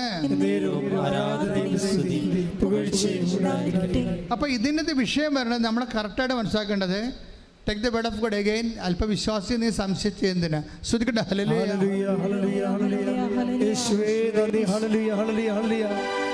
മത്തായിയുടെ സുവിശേഷം 14-ാം അധ്യായം 31-ാമത്തെ വാക്യം. മത്തായി 14:31. ഉടനെ യേശു കൈനീട്ടി, ഉടനെ ഈശോ കൈനീട്ടി അവനെ പിടിച്ചുകൊണ്ട് പറഞ്ഞു, അല്പവിശ്വാസി നീ സംശയിച്ചതെന്ത്? അപ്പോൾ ഇവിടുത്തെ പ്രോബ്ലം വന്നിരിക്കുന്നത് വിശ്വാസവും സംശയവും ഒരുമിച്ച് വസിക്കുന്ന ഒരു വിഷയമാണ്. അപ്പോൾ നമ്മളെപ്പോഴും ടാർഗറ്റ് ചെയ്യേണ്ടത് എന്തിനാണ്? വിശ്വാസം കുറഞ്ഞാൽ സംശയം കൂടിക്കൊണ്ടിരിക്കും. അപ്പോൾ ഈ സംശയത്തെ നമ്മൾ ടാർഗറ്റ് ചെയ്യണോ വിശ്വാസത്തെ ടാർഗറ്റ് ചെയ്യണോ എന്ന് ചോദിച്ചു കഴിഞ്ഞാൽ ഞാൻ പറയും സ്നേഹത്തെ ടാർഗറ്റ് ചെയ്യാൻ പറയും. എന്താ കാര്യം? ഈ പത്രോസ് ആദ്യം ഈ ആക്ഷൻ കാണിക്കുന്നത് ഒരു സ്വാതന്ത്ര്യത്തിൻ്റെ ഭാഗമായിട്ടാണ്. ആരിലുള്ള? യേശുവിലുള്ള സ്നേഹത്തിലുള്ള സ്വാതന്ത്ര്യമാണ്. ഇവിടെ എല്ലാം നടക്കണ ഇതാണ്. ഈ ഉടമ്പടിയിൽ ആൾക്കാർ ഹാർവസ്റ്റ് ചെയ്യുന്ന എല്ലാം വലിയ സ്നേഹിതന്മാരുമാണ് ദൈവത്തിൻ്റെ ഹാർവസ്റ്റ് ചെയ്യണത്. അത് കെസിയുടെ സാക്ഷ്യം എന്ന് വെച്ച് കഴിഞ്ഞാൽ കെസിയുടെ അപ്പൻ ജോലിക്ക് പോകും, പഴയതുപോലെ ആവും. പഴയതുപോലെ ആയി കുറച്ച് കാലം കഴിയുമ്പോൾ കെസിയുടെ കുഞ്ഞിനെ അതിനെ ഉടമ്പടിയിലുള്ളതാണത് ആ വിഷയം. അതാണ് ഉടമ്പടി എടുക്കാൻ പ്രധാനപ്പെട്ട കാരണം. ആ കൊച്ചു നിരങ്ങണില്ല, നിൽക്കണില്ല, നടക്കണില്ല. അപ്പോൾ നിരങ്ങത്തുമില്ല, നിൽക്കത്തുമില്ല, നടക്കത്തുമില്ല. ഇപ്പോൾ എല്ലാവരും പറഞ്ഞ് ഈ കൊച്ച് എപ്പോഴും ഇങ്ങനെ തന്നെയായിരിക്കും എന്ന് പറഞ്ഞു. പക്ഷെ അത് ഉടമ്പടി വെച്ചിട്ടുണ്ട്. എൻ്റെ കുഞ്ഞ് നടക്കണമെന്ന് ഈശോയോട് പറഞ്ഞിട്ടുണ്ട്. പക്ഷേ എന്താ പ്രോബ്ലം എന്ന് വെച്ച് കഴിഞ്ഞാൽ ഉടമ്പടിയിലൊക്കെ ഈ പ്രവർത്തനങ്ങളൊക്കെ നടക്കുന്നുണ്ടെങ്കിലും കൊച്ചിനൊരു മാറ്റമില്ല. കൊച്ചിനൊരു മാറ്റമില്ല. പക്ഷേ കൊച്ചിന് മാറ്റമില്ലെന്ന് പറഞ്ഞുകൊണ്ട് ഉടമ്പടി ഉഴപ്പണില്ല. പല ആൾക്കാർക്കുള്ളൊരു കുഴപ്പം അതാണ്. അവർ ഉടമ്പടി വെച്ച കാര്യത്തിന് നീക്കുപോക്കില്ലെങ്കിൽ ദൈവം പോലും അറിയാത്ത രീതിയിൽ ഇവർ ന്യൂട്രായിട്ട് ഉടമ്പടി ചവിട്ടി പിടിക്കും.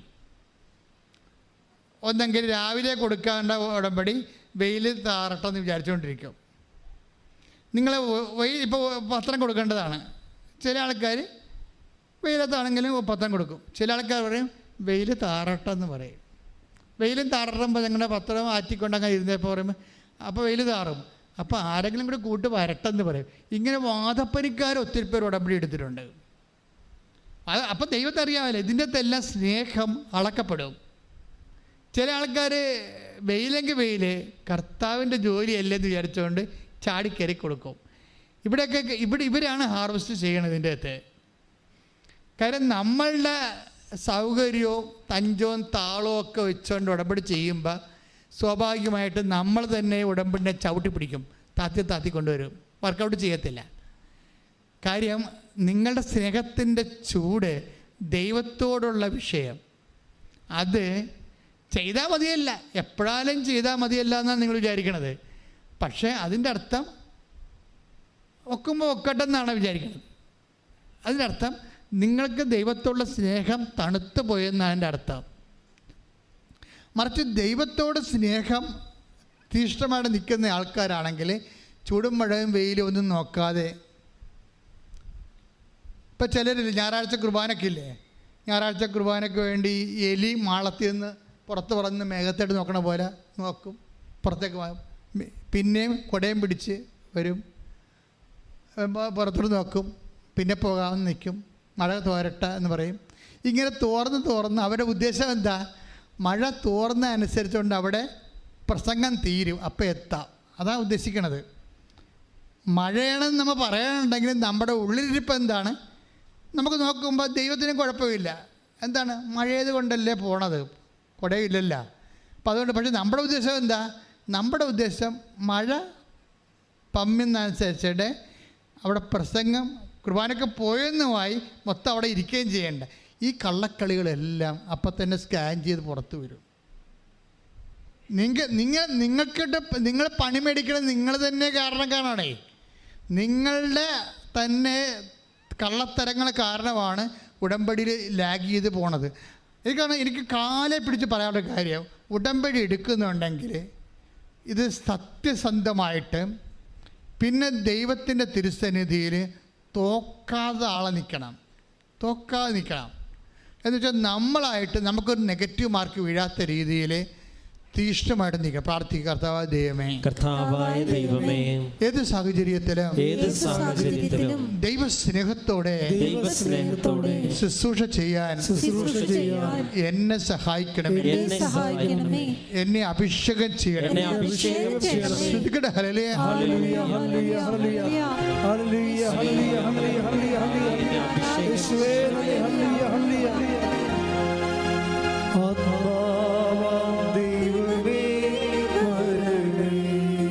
ഒരുമിച്ച് പാടുക. എന്റെ ഉള്ളിൽ വസിക്കാൻ വരണമേ, ആത്മാവാം ദൈവമേ വരണമേ.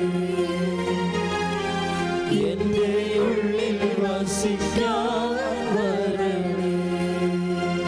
ദാഹിച്ചു നിന്നെ ഞാൻ തേടുന്നു, സ്വർഗം തുറന്നിറങ്ങി നീ വരണേ. ദാഹിച്ചു നിന്നെ ഞാൻ തേടുന്നു, സ്വർഗം തുറന്നിറങ്ങി നീ വരണേ. ആത്മാവാം ദൈവമേ വരണേ. എന്റെ ഉള്ളിൽ വസിക്കാൻ വരണേ. പരിശുദ്ധ പരമദിവ്യകാരുണ്യത്തിന് ആരാധനയും സ്തുതിയും പുകഴ്ചയും ഉണ്ടായിരിക്കട്ടെ. പരിശുദ്ധ പരമദിവ്യകാരുണ്യത്തിന് ആരാധനയും സ്തുതിയും പുകഴ്ചയും ഉണ്ടായിരിക്കട്ടെ. അപ്പം ഇത്രയും നേരം പറഞ്ഞതിൻ്റെ അർത്ഥം ചുരുക്കം എന്താ? നിങ്ങൾ എന്ത് ചെയ്താലും ഇപ്പം തന്നെ നിങ്ങൾ ഇവിടുന്ന് ധ്യാനം കഴിഞ്ഞിട്ട് വേർത്തൊരിച്ച് ചാടിപ്പുറത്ത് വീണ്, അപ്പോഴുണ്ട് നിങ്ങളുടെ ട്രിവാൻഡ്രം വണ്ടി നിങ്ങൾ ചെല്ലുമ്പോൾ തന്നെ നിങ്ങളുടെ പിടിച്ചില്ലെന്ന രീതി വണ്ടി പോയി. അപ്പോൾ ഉടനെ ഡ്രൈവറിൻ്റെ തന്തയ്ക്ക് വിളിച്ചിട്ട് അവിടെ നിൽക്കും. നിങ്ങളുടെ ഉടമ്പടി ധ്യാനം എല്ലാം അവിടെ വെച്ച് ഉടയും. ഉടമ്പടി നിങ്ങളുടെ യഥാർത്ഥ നിങ്ങൾ ആരാണെന്നുള്ളത് പുറത്തു വരിക്കണം സാധനം. അങ്ങനെ വരാൻ വേണ്ടി തന്നെയാണ് ഇങ്ങനെയുള്ള ഇൻസിഡൻറ്റ് സംഭവിക്കുന്നത്. അപ്പം നിങ്ങളെന്താ ചെയ്യണത്? ആ വണ്ടി വിട്ടുപോയി, അതെന്ത് ചെയ്യണം? കുറച്ച് നേരം കൂടി കാത്തു നിൽക്കണം. ഞാൻ കർത്താവിനുള്ള സ്നേഹത്തെ പ്രതി ഞാൻ കാത്തു നിൽക്കും ഈ വെയിലത്ത്. ആ സംഭവം നിങ്ങൾക്കുണ്ടായ ക്ലേശങ്ങളെ കർത്താവിൻ്റെ സ്നേഹത്തിൻ്റെ അക്കൗണ്ടിലേക്ക് ഉടനെ വരവ് വെച്ച് എഴുതി മാറ്റണം. ഇങ്ങനെയാണ് സ്നേഹത്തെ വളരണത്. പീഡിയ അല്ല ദൈവൻ്റെ തന്തയ്ക്ക് വിളിച്ചിട്ട് കാര്യമില്ല. മറിച്ച് എനിക്കുണ്ടായിരുന്ന ക്ലേശത്തെ അത് ആരിൽ നിന്നുണ്ടായാലും, വീട്ടിലുണ്ടായാലും വഴിയിലുണ്ടായാലും ഇവിടെ നിന്നുണ്ടായാലും, ക്ലേശമെന്ന് വെച്ചാൽ ബേസിക്കായിട്ട് നോക്കുമ്പോൾ എന്താണത്? കുരിശാണ്. ക്രിസ്തു കുരിശിനെ എന്ത് ചെയ്തു? അത് മതി. അതായത് ക്ലേശമെന്ന് പറഞ്ഞപ്പോൾ ഡ്രൈവർ ഉണ്ടാക്കിയാലും കണ്ടക്ടർ ഉണ്ടാക്കിയാലും വീട്ടുകാരുണ്ടാക്കിയാലും ആരുണ്ടാക്കിയാലും ക്ലേശമെന്ന് പറഞ്ഞ സാധനം എന്താ? ബേസിക്കായിട്ട് അത് കുരിശാണ്. ഈ കുരിശിന് നമ്മൾ എന്താ ചെയ്യേണ്ടത്? ചവിട്ടൊടിക്കണേണ് അല്ല. ക്രിസ്തു എന്താ ചെയ്തത്? I command my spirit. കുരിശിൻ്റെ അവസാനം എന്താ പറഞ്ഞത്? കുരിശിൻ്റെ ആദ്യ വിശ്വാസം പറഞ്ഞില്ല. അത് ഡ്യൂട്ടിയെല്ലാം പൂർത്തിയാക്കിയിട്ട് കുരിശ് എന്ത് ചെയ്യണമെന്നുള്ള അവസാനം പറയും. എന്താണ്? കുരിശ് അപ്പായെ ഏൽപ്പിക്കുന്നു. ഇത് ഏൽപ്പിച്ചിട്ട് എനിക്ക് തിരിച്ചു തരേണ്ടത് എന്താണ്? അപ്പായുടെ സ്നേഹം. നിൻ്റെ സ്നേഹത്താൽ ഞാൻ മഹത്വപ്പെടട്ടെ. അപ്പ മഹത്വപ്പെടുത്തി കർത്താവിനെ ഉയർത്തെഴുന്നേൽപ്പിച്ചുകൊണ്ട് അപ്പ മഹത്വപ്പെടുത്തി. കൈയടിച്ച് ശ്രദ്ധിക്കട്ടെ.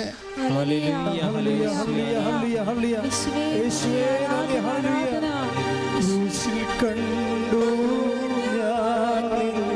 സ്നേഹത്തെ ആഴമാർന്ന നിൻ മഹാത്യാഗത്തെ ക്രൂശിൽ കണ്ടു ഞാൻ സ്നേഹത്തെ ആഴമാർന്ന നിൻ മഹാത്യാഗത്തെ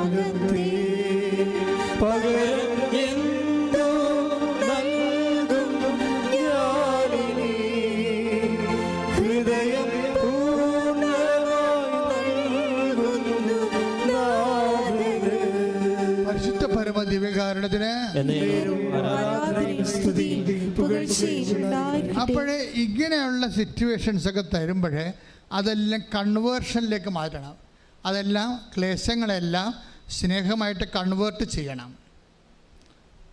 ഇത് ആധ്യാത്മികമായ ഒരു മെറ്റാബോളിസ പ്രക്രിയ അവിടെ നടക്കുന്നത്. ഒരു പചന വ്യവസ്ഥയാണ് നമുക്ക്.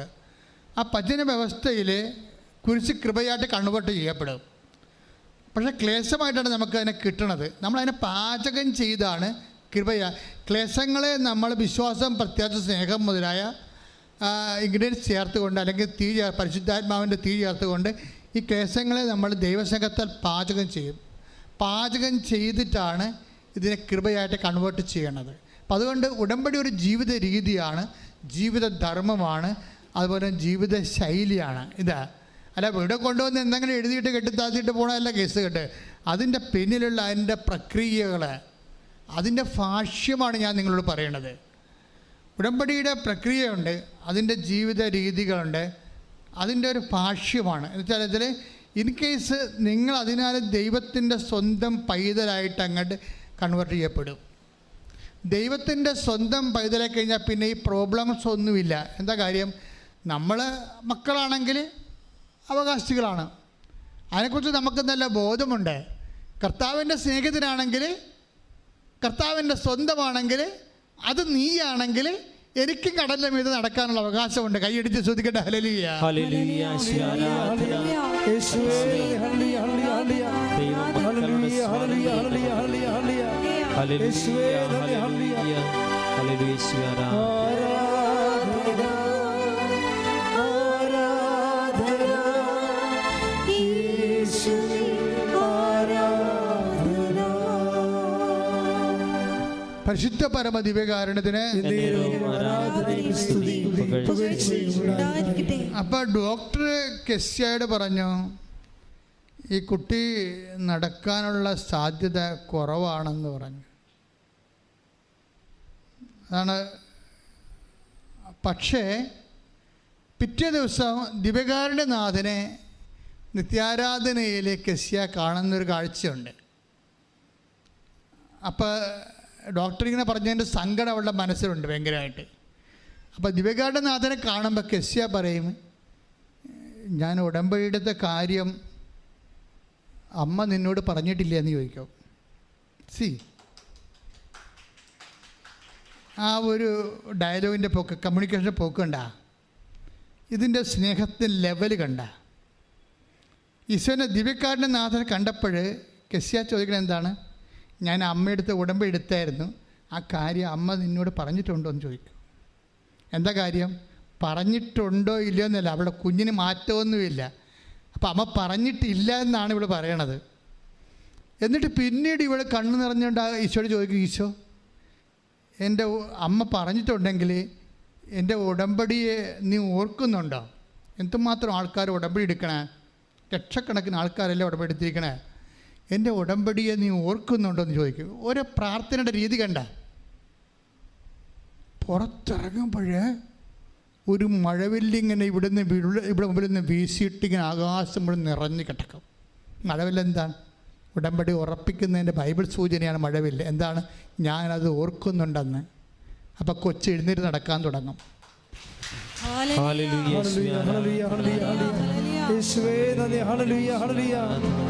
ഉടമ്പടി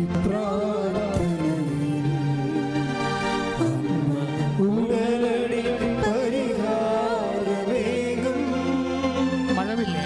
മഴവില്ല.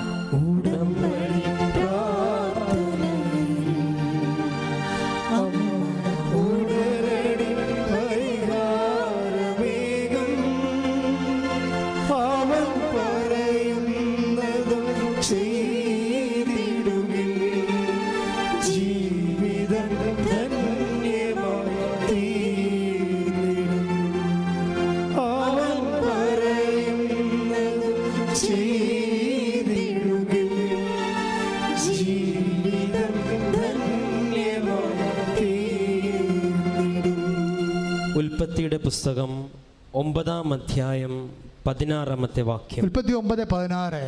മേഘങ്ങളിൽ മഴവില്ല് തെളിയുമ്പോൾ ഭൂമുഖത്തുള്ള എല്ലാ ജീവജാലങ്ങളുമായി ചെയ്ത എന്നേക്കുമുള്ള ഉടമ്പടി ഞാൻ ഓർക്കും.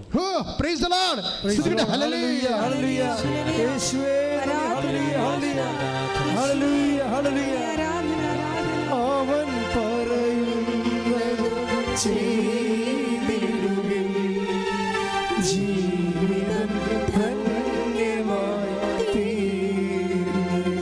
നിങ്ങൾ ഈ സാക്ഷ്യങ്ങളെ വീട്ടിൽ പോയി കേൾക്കണം കേട്ടോ. കെസ്സിയ കണ്ണമാലി, അതായത് ഇവൾ പറയുന്ന രീതികൾ എന്താണ്? അവസാനം ചോദിക്കുന്നതാണ്. എന്താണ്? എത്രയോ മനുഷ്യർ ഉടമ്പടി എടുക്കുന്നതാണ്. കെസ്സിയുടെ ഉടമ്പടി നീ ഓർക്കുന്നുണ്ടോ എന്ന് ചോദിക്കണമെങ്കിൽ, അതും ദിവ്യകാരുണ്യ നാഥനോട് ചോദിക്കണമെങ്കിൽ എന്തുമാത്രം സ്നേഹം ഉണ്ടാകണം, ഈശോയോട് എന്ത് ബന്ധമുണ്ടാകണം. അങ്ങനെ ആ ബന്ധത്തിൽ ചോദിക്കുമ്പോഴാണ്, പുറത്തോട്ടിറങ്ങുമ്പോഴാണ് മഴവില്ല് ഒരറ്റം തൊട്ട് മേഘത്തെ നിറഞ്ഞു നിൽക്കുന്നത്. മഴവില്ല് എന്താ പറയുന്നത്? എന്താണ്? ബൈബിളിൽ ഉടമ്പടി സ്ഥാപിക്കുന്നതിൻ്റെതാണ്, ഉടമ്പടി ഓർക്കുന്നതിൻ്റെതാണ്. ആ ഓർക്കുന്ന ചോദ്യത്തിന് ദൈവം ആ വാക്കിൽ തന്നെ ഉൽപ്പത്തി 9:16 അനുസരിച്ച് കൊണ്ട് ഈ മഴവില്ലും മേഘങ്ങളിൽ കാണുമ്പോൾ നീ മനസ്സിലാക്കണം, ഞാൻ എനിക്കും തമ്മിൽ സ്ഥാപിച്ച ഉടമ്പടി ഞാൻ ഓർക്കുമെന്ന്. ആ ഓർമ്മയെന്ന് പറഞ്ഞാൽ എന്താണ്? കൊഞ്ച് എഴുന്നേറ്റ് നടക്കണതാണ്. ഇത് കഥ മാത്രമല്ലല്ലോ, കൊച്ചെഴുന്നേറ്റ് നടക്കുന്നുണ്ടല്ലോ. അത് നിൽക്കത്തില്ലെന്ന് പറഞ്ഞ കൊച്ച് എഴുന്നേറ്റ് നടക്കാൻ തുടങ്ങി അന്ന് മുതൽ. ശ്രുതിക്കട്ടെ ഹല്ലേലൂയ, ഹല്ലേലൂയ, ഹല്ലേലൂയ, ഹല്ലേലൂയ, ഹല്ലേലൂയ. ആരാധന, ആരാധന, ഹല്ലേലൂയ, ഹല്ലേലൂയ. മിഴികൾ നിറയുമ്പോൾ അമ്മ മഴവില്ലായി തെളിയും, മൊഴികൾ നിറയുമ്പോൾ എന്നോട് സ്വരമായി തീർന്നിടും. മിഴികൾ നിറയുമ്പോൾ അമ്മ മഴവില്ലായി തെളിയും, മൊഴികൾ നിറയുമ്പോൾ എന്നോട് സ്വരമായി തീർന്നിടും. ദുഃഖമകന്നിടുവാൻ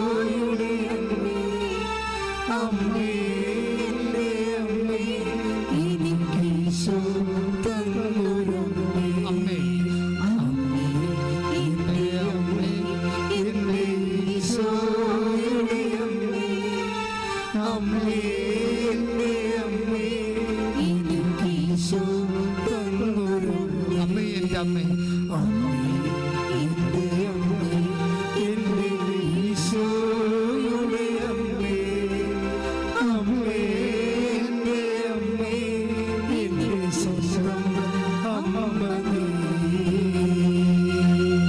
Praise the Lord. Praise the Lord. അപ്പോൾ ഈ ഒരു വൈബിലേക്കാണ് നിങ്ങളുടെ കമ്മ്യൂണിക്കേഷൻ ലെവലിൽ എത്തേണ്ടത്. കെസിയായുടെ ദൈവസ്നേഹത്തിലാണ് വിഷയം വന്നത്. എനിക്ക് പലപ്പോഴും തോന്നിയിട്ടുള്ളത്, കൃപാസ്നേഹത്തിൻ്റെ വാതിക്കലെത്തുമ്പോൾ നിങ്ങളുടെ പഠനം, നിങ്ങളുടെ ഡിഗ്രി, നിങ്ങളുടെ തറവാട്ട് മഹിമ, നിങ്ങളുടെ സ്റ്റാറ്റസ് ആൾക്കാർക്ക് നിങ്ങൾ വിസ്മരിക്കണം. വിസ്മരിക്കണമെന്ന് പറയാൻ കാരണം, ഇത് നമ്മുടെ മനസ്സിലുള്ളിടത്തോളം കാലം നമുക്ക് ഇതുപോലെ ദൈവവുമായിട്ട് പ്രാർത്ഥനയിൽ കമ്മ്യൂണിക്കബിൾ ആകുന്നതിന് കുറേ തടസ്സങ്ങൾ വരും. ഉടമ്പടി എപ്പോഴും അങ്ങനെ വരണം. അതുകൊണ്ടാണ് അവരുടെ വിനീത അവസ്ഥ തൃക്കൺ പാർത്തെന്ന് പറയാൻ കാരണം ഇതാണ്. അതായത് വിനീത അവസ്ഥ തൃക്കൺ പാർത്തെന്ന് പറയാൻ കാരണം, ഇപ്പം മാതാവിനെക്കുറിച്ച് ഇപ്പോൾ 1:49 പറഞ്ഞില്ലേ, വിനീത അവസ്ഥ തൃക്കൺ പാർത്തു എന്ന് പറയാൻ കാരണം, നമ്മളുടെ സ്റ്റാറ്റസ് ചില സമയത്ത് നമുക്ക് ഡേഞ്ചറസ് ആയിട്ട് വരാൻ സാധ്യതയുണ്ട്. കാരണം നമ്മൾ ഒരു പരിധി കഴിഞ്ഞാൽ പിന്നെ റിലേഷൻസ്, ഇപ്പോൾ ദൈവത്തെക്കുറിച്ച് പഠിച്ചിട്ടുള്ള ആൾക്കാരില്ലേ, അവർക്ക് കെസിയെ പോലെ പ്രാർത്ഥിക്കാൻ പറ്റത്തില്ല. കാരണം അവർ ബുദ്ധി കൊണ്ട് പ്രാർത്ഥിക്കുന്ന ആൾക്കാരാണ്. ബുദ്ധി കൊണ്ട് പ്രാർത്ഥിച്ചാൽ ഉണ്ടാകുന്ന പ്രോബ്ലം എന്ന് വെച്ച് കഴിഞ്ഞാൽ, പ്രാർത്ഥന വിശ്വാസത്തെക്കാൾ ഉപരി പ്രാർത്ഥനയുടെ ഇന്ധനം ദൈവസ്നേഹമാണ്. ദൈവസ്നേഹമെന്ന് പറയുമ്പോൾ അതിൽ എന്തും പറയാനും എന്തും ചോദിക്കാനും എന്തും ചെയ്യാനുമുള്ള സ്വാതന്ത്ര്യം അതിൻ്റെ ചേരുവകയുടെ ഭാഗമാണ്. അതുകൊണ്ടാണ് പത്രോസ് എന്തും ചെയ്ത് കളയണത്. അങ്ങാണെങ്കിൽ പിന്നെ എന്താ, ഞാനും അങ്ങോട്ട് വരട്ടെ എന്ന് പറയും. അത്രയും സ്വാതന്ത്ര്യം യോഹന്നാനും ഇല്ല. അത്രയും സ്വാതന്ത്ര്യം ആ വള്ളത്തിലുള്ള ആർക്കും ഇല്ല. ദൈവത്തിൻ്റെ അടുത്ത് ഇത്രയും വലിയ സ്വാതന്ത്ര്യം കാണിക്കേണ്ടത് അത്രയും വലിയ സ്നേഹത്തിൻ്റെ തോതിലാണ്. പ്രാർത്ഥിക്കുക, കർത്താവായ ദൈവമേ, സെന്റ് പീറ്ററിനെ പോലെ, വിശുദ്ധ പത്രോസിനെ പോലെ ദൈവസ്നേഹത്തിന്റെ തോത് വർദ്ധിപ്പിച്ചുകൊണ്ട് സ്വർഗീയ സ്വാതന്ത്ര്യത്തിന്റെ സുവിശേഷ രൂപമായി എന്നെ അഭിഷേകം ചെയ്യണം.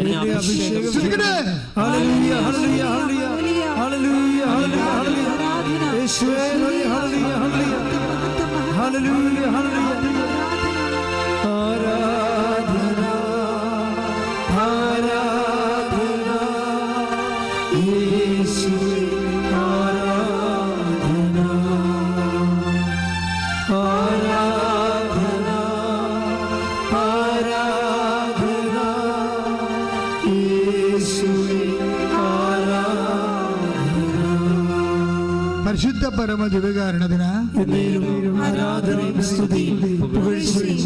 പരിശുദ്ധ പരമ ദിവ്യകാരുണ്യത്തിന്.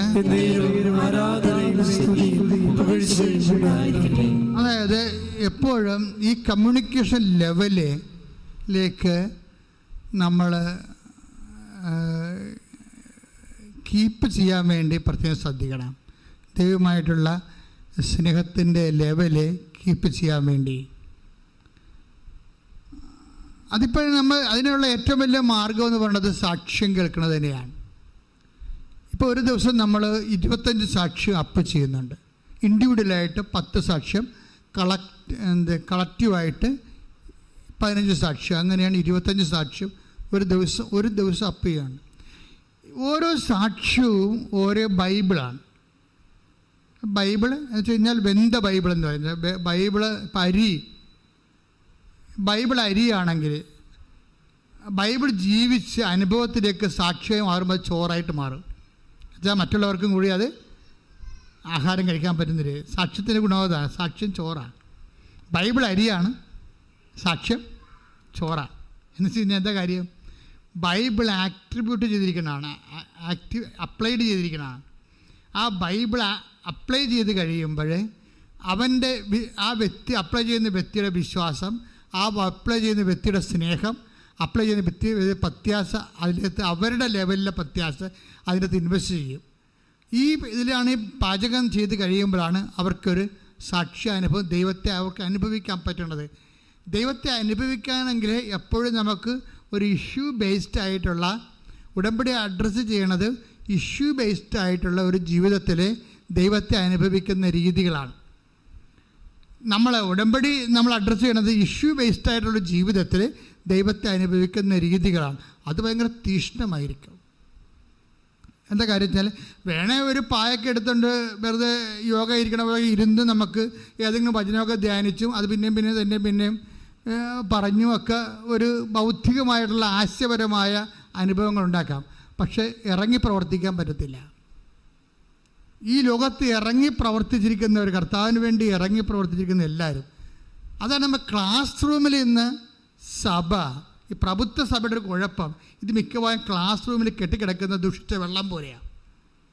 അത് കറക്റ്റായിട്ട് കൈകാര്യം ചെയ്യുന്നില്ല എന്നുണ്ടെങ്കിൽ എൻ്റയർ ലോകത്തിന് അതുകൊണ്ട് പ്രായോഗികമായിട്ടുള്ള പ്രയോജനം ഉണ്ടാകത്തില്ല. എന്നുവെച്ചാൽ യേശുവിനെ അറിയിക്കുക, ലോകത്തിൽ യേശുവിനെ കൈമാറുക, മറ്റുള്ളവരുടെ മുമ്പിൽ യേശുവിൻ്റെ സാക്ഷിയായി ജീവിക്കുക. ചിലപ്പോൾ 5-6 പേരുടെ മുമ്പിലൊക്കെ സാക്ഷിയായിട്ട് ജീവിക്കാം. അങ്ങനെയല്ല, ഉടമ്പടിയിലൊരു സാക്ഷ്യം പറയുമ്പോൾ അതൊരു 50,000 പേര് കണ്ടാൽ നീ 50,000 പേരുടെ മുമ്പിൽ കർത്താവിൻ്റെ സാക്ഷിയാണ്.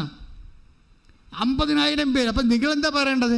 കർത്താവേ, ഈ വർഷം 2024 ഒരു 10 ലക്ഷം പേരുടെ മുമ്പിൽ നീ എന്നെ സാക്ഷിയാക്കണമേ. നീ ഉടമ്പടി എടുക്കുമ്പോൾ പ്രാർത്ഥിക്കേണ്ടതെന്ന് വെച്ച് കഴിഞ്ഞാൽ 10 ലക്ഷം പേരുടെ മുമ്പിൽ 2024 എന്നെ സാക്ഷിയാക്കണമേ. ഒന്ന് പ്രാർത്ഥിച്ച്, കർത്താവേ 10 ലക്ഷം ഈ വർഷം 10 ലക്ഷം പേരുടെ മുമ്പിലെ നിന്റെ പീഡാനുഭവത്തിന്റെ കുരിശുമരണത്തിന്റെ പുനരുത്ഥാനത്തിന്റെ സാക്ഷിയാകാനുള്ള അനുഭവങ്ങളിലൂടെ എന്നെ നടത്തണമേ. ശ്രദ്ധിക്കട്ടെ.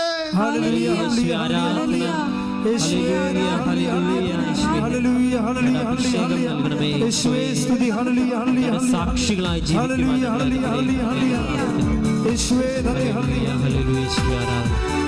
കരങ്ങളടിച്ചുകൊണ്ട് പാടാം.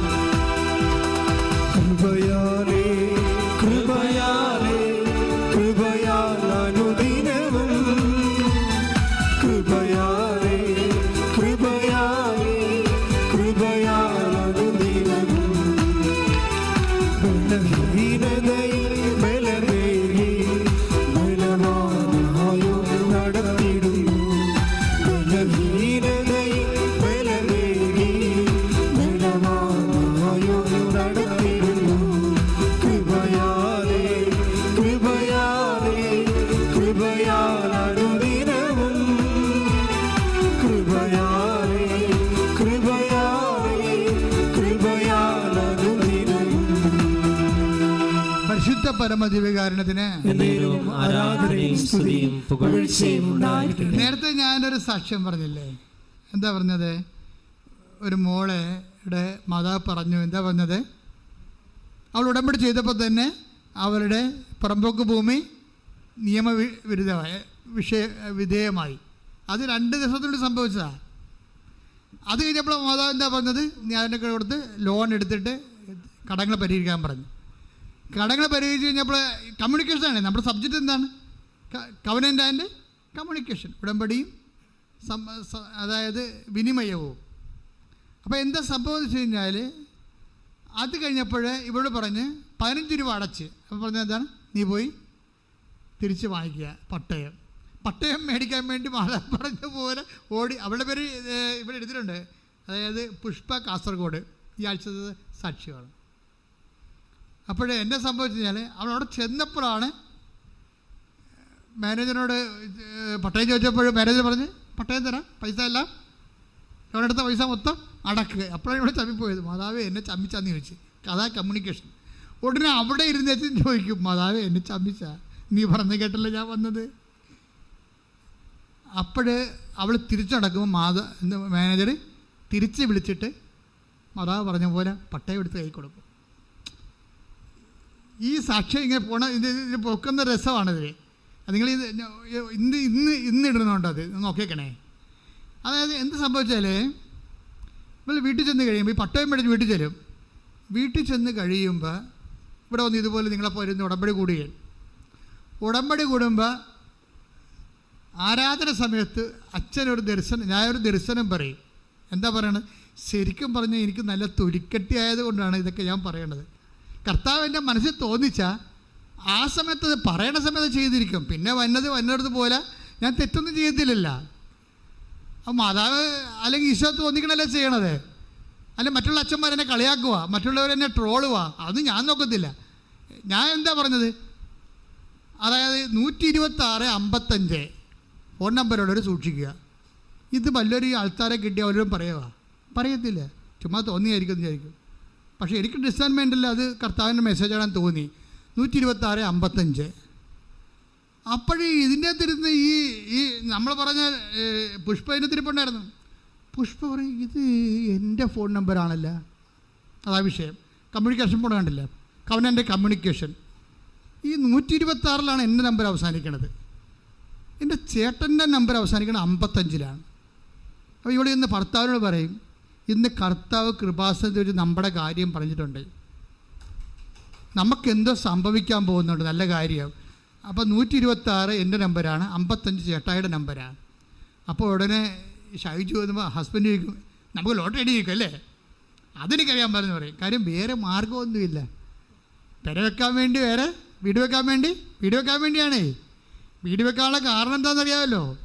വീട് വെക്കാൻ കാരണം വെച്ച് കഴിഞ്ഞാൽ ഇവൾ അടുക്കളയിൽ ഇരിക്കുമ്പോൾ മാതാവ് പറയും, ഇവിടെ ഇരുന്ന് കടുക് പൊട്ടിക്കല്ലേ. ഇപ്പോൾ കടുക് പൊട്ടിച്ചോണ്ടിരിക്കുക, വറയിട്ടുകൊണ്ടിരിക്കുകയാണ്. നീ അങ്ങോട്ട് ചെന്നേ ഭർത്താവിൻ്റെ അടുത്ത് ചെല്ലേ. ഉടനെ ഇവിടെ ചെല്ലുമ്പോൾ കർത്താവ് കിഴക്കോട്ട് നോക്കി ഇരിക്കുന്നു, ബാക്കിൽ പാമ്പിരിക്കണം. അവൾ ന്യൂട്രായിട്ട് ചേട്ടനെ വിളിച്ച് എഴുന്നേപ്പിച്ച് മാറ്റിയിട്ട് പാമ്പിനെ തല്ലിക്കൊന്നു കളയും. പിന്നെ വേറെ ഒരു ദിവസം നോക്കുമ്പോൾ പാമ്പ് വീടിൻ്റെ മുകളിൽ കുത്തിയിരിക്കണം, വലിയ പാമ്പ്. അപ്പോൾ ഇവർക്ക് കരച്ചിലാവും. കർത്താവ്, ഈ പുറമ്പോക്കിൽ നിന്ന് എവിടെയെങ്കിലും പോയി ജീവിക്കേണ്ടി വരും. അടച്ചുറപ്പുള്ള വീടില്ലാത്തത് കൊണ്ടല്ലേ ഈശോ ഇങ്ങനെ വന്നു പോണത്. അപ്പോൾ വീടില്ലെന്ന് പറഞ്ഞ് ഇവിടെ ഉടമ്പടി വെച്ചിട്ടുണ്ട്. പാമ്പ് പല പ്രാവശ്യമായിട്ട് വന്നുകൊണ്ടിരിക്കുകയാണ്. അപ്പോൾ ഈ പാമ്പ് വരുമ്പോഴൊക്കെ ഇവൾ ഈശോയോടാണ് പറയണത്, വേറെ ആരോടും പറയത്തില്ല, വേറെ ആരും പറയാനില്ല. അതാണ് പ്രശ്നം. അപ്പോൾ ഇവിടെ വന്നിട്ട് ഇവിടെ ഈ പാമ്പൊക്കെ കയറി ഇനി എന്ത് ചെയ്യാനാണ്? എവിടെയെങ്കിലും പോയി താമസിക്കണ്ടേ? ഇവിടെ എങ്ങനെ ജീവിച്ച കുഞ്ഞുങ്ങൾ? അപ്പോൾ ഇവളുടെ സങ്കടക്കാരെന്ന് വെച്ചാൽ ഇതിൻ്റെ പ്രശ്നം വെച്ച് കഴിഞ്ഞാൽ, അതായത് ഈ പുഷ്പയുടെ പ്രോബ്ലം വെച്ചാൽ 2-3 കുഞ്ഞുങ്ങളാൻ പറ്റുമുണ്ട്. ഈ കുഞ്ഞുങ്ങൾക്ക് അടുത്ത് ഉടത്തിക്കിട്ട് പാവം ഒരു രാത്രി മൊത്തം ആ കുഞ്ഞുങ്ങളുടെ ട്യൂബ് ലൈറ്റ് വിട്ടിരിക്കും അവിടെ. എന്താ കാര്യം? പാമ്പ് വരുന്ന സ്ഥലമാണ് അവിടെയൊക്കെ. പാമ്പ് സമയത്ത് വരുന്നതെന്ന് അറിയത്തില്ലല്ലോ. അങ്ങനെ പറയും, എത്ര ഉറക്കവിൻ്റെ പോയിട്ടുണ്ടെന്ന് അറിയാമോ ഈ കുഞ്ഞുങ്ങളെ വളർത്തി. പക്ഷേ എവിടെ പോകാനാണ്? ആര് കാശ് തരാനാണ്? എങ്ങനെ ജീവിക്കും? അങ്ങനെയാണ് വന്ന് ഉടമ്പടി എടുത്തിട്ട് വീടിൻ്റെ കാര്യമൊക്കെ എഴുതിയിട്ടിട്ടുണ്ട്. അപ്പോഴാണ് പാമ്പിൻ്റെ വിഷയം വീണ്ടും രൂക്ഷമാണ്. അപ്പോൾ അതിനിടയ്ക്ക് എങ്ങനെ ജീവിക്കും, എവിടെ പോകും, എങ്ങനെ വീട് വെക്കുമ്പോഴാണ് ഇന്ന് ചിന്തിക്കുമ്പോൾ മാതാവ് പറഞ്ഞത്, പട്ടയം റെഡി ആയിട്ടുണ്ട്, പോയി മേടിച്ചുകൊണ്ട് പോരാൻ പറയും. പട്ടയം മേടിച്ചുകൊണ്ട് വീട്ടിൽ കൊണ്ടുവന്ന് വെക്കും. പക്ഷേ വീട് വെക്കാൻ പട്ടയം കൊണ്ട് പറ്റത്തില്ലല്ലോ. അപ്പോൾ പട്ടയം പിടിച്ചിരിക്കുന്ന സമയത്ത് പെട്ടെന്ന് ഇവിടെ 126-55 ഈ നമ്പർ ഉള്ളവർ സൂക്ഷിക്കാൻ പറയും. കർത്താവ് നിങ്ങളോട് സംസാരിക്കാറുണ്ടെന്ന് പറയും. അത് നോക്കുമ്പോൾ അവളുടെ നമ്പറാണ് 126, ചേട്ടൻ്റെ നമ്പർ 55 അവസാനിക്കുന്നത്. വീട്ടിൽ ഹസ്ബൻഡിനോട് ഇത് പറഞ്ഞുകൊണ്ടിരിക്കുകയാണ്, ഇത് നമ്മളെക്കുറിച്ച് കൃപാസനത്തിൽ അമ്മ സംസാരിച്ചായിരുന്നു എന്ന് പറയും. അപ്പോൾ എന്താണ് നമുക്ക് ലോട്ടറി അടിക്കുവാടി? അതറിയാൻ പാടില്ല, ഈ നമ്പരെല്ലാം നമ്പറാണ്. ഇങ്ങനെ ഇവർ ഭർത്താവും ഭാര്യയും കൂടി എങ്ങനെ ജീവിക്കും, ഇതെന്താണ് എൻ്റെ അർത്ഥം എന്നൊക്കെ ചിന്തിച്ചിരിക്കുന്ന സമയത്ത് പെട്ടെന്ന് ഈ ഫോൺ നമ്പർ 126 റിങ് ചെയ്യും. റിങ് ചെയ്തപ്പോൾ ഉടനെ അവിടുന്ന് പരിചയമുള്ള ആൾ വിളിക്കും. ഒരു 2 കിലോമീറ്റർ അകലെയുള്ളവർ, നിങ്ങൾ ഭാര്യയും ഭർത്താവ് ഉടനെ എൻ്റെ അടുത്ത് വരാൻ പറയും. അപ്പോൾ അവർ വിളിക്കുക, അവർ പള്ളിയിലെന്തോ കാര്യമൊക്കെ ചെയ്യുന്നത് നടക്കുന്ന പാർട്ടിയാണ്. അപ്പോൾ അതുകൊണ്ട് അച്ഛൻ്റെ സെൻറ്റ് ഓഫിന് എന്തോ ചെയ്യാനാണെന്ന് വിചാരിച്ചാൽ ഇവിടെ ഓട്ടോറിക്ഷയിൽ ഭർത്താവും ഭാര്യയും കൂടി അവിടെ ചെല്ലുമ്പോൾ ഉടനെ ആ വീട്ടുകാരൻ ഒരു 5 ലക്ഷം രൂപ എടുത്ത് കൊടുക്കും. കൊടുത്ത് ഞാൻ പറഞ്ഞു, നിങ്ങൾ നിങ്ങളുടെ വീടിൻ്റെ പണി തുടങ്ങുകയാണ്. എൻ്റെ മകൾ ഇപ്പോൾ 10ാം ക്ലാസ്സിലാണ്. അവളെ കല്യാണം കഴിക്കുന്ന സമയത്ത് ഈ കാശ് തിരിച്ചു തന്നാൽ മതി. അത്രയും നിങ്ങൾക്ക് മറിക്കാൻ പറ്റും, വീടിൻ്റെ പണി തുടങ്ങാൻ പറ്റും. അങ്ങനെ ഒരു സ്റ്റോറി പോണ പോക്ക് കണ്ടില്ലേ? ഒരു മനുഷ്യൻ്റെ ജീവിതത്തിൽ ദൈവം വിളിച്ചു പറഞ്ഞ് ഇടപെടുന്ന രീതിയിലേക്ക് പോകുന്ന ഉടമ്പടി. ഇത്രയും ഉടമ്പടിയിലുള്ള അതായത് ഈ ഉടമ്പടി നിൽക്കുന്നവർ ഇത്രയും വലിയ വിശ്വാസത്തിൻ്റെ കൊയ്ത്ത് കൊയ്യുമ്പോഴാണ് മറ്റുള്ളവരും ശ്രദ്ധിക്കണം. ഇതിനകത്ത് നമ്മൾ ഉടമ്പടി എടുത്തിട്ട് ആരെങ്കിലും കൊണ്ട് ഉടമ്പടി എടുപ്പിച്ചു, അല്ലെങ്കിൽ ഉടമ്പടിയുടെ കാര്യങ്ങൾ പതിമുക്കാനും ചെയ്യത്തില്ല. പിന്നെ റിസൾട്ട് നോക്കിയിരിക്കുന്ന ആൾക്കാർ ശ്രദ്ധിക്കേണ്ടത്, ദൈവത്തെ നിങ്ങൾ പരീക്ഷിക്കുന്നതിന് മുമ്പ് ദൈവമായിട്ട് വലിയ സ്നേഹത്തിൻ്റെ സ്വാതന്ത്ര്യത്തിലേക്കാകാൻ നോക്കണം. കാര്യം ഉള്ളതുപോലെ പറയണതാണ് ഇവരെല്ലാവരും. ഇപ്പം നോക്കുമ്പോൾ കെസി ആയാലും ശരി, അതുപോലെ തന്നെ ഈ പുഷ്പയാലും ശരി, അവളുടെ അവസ്ഥകൾ അവൾ തുറന്നു പറയാനുള്ള സ്വാതന്ത്ര്യവും സ്നേഹവും അവർ ഉടമ്പടിയിലൂടെ ആർജിച്ചിരിക്കുകയാണ്. ഉടമ്പടി എന്ന് പറഞ്ഞാൽ അതാണ് സംഭവം.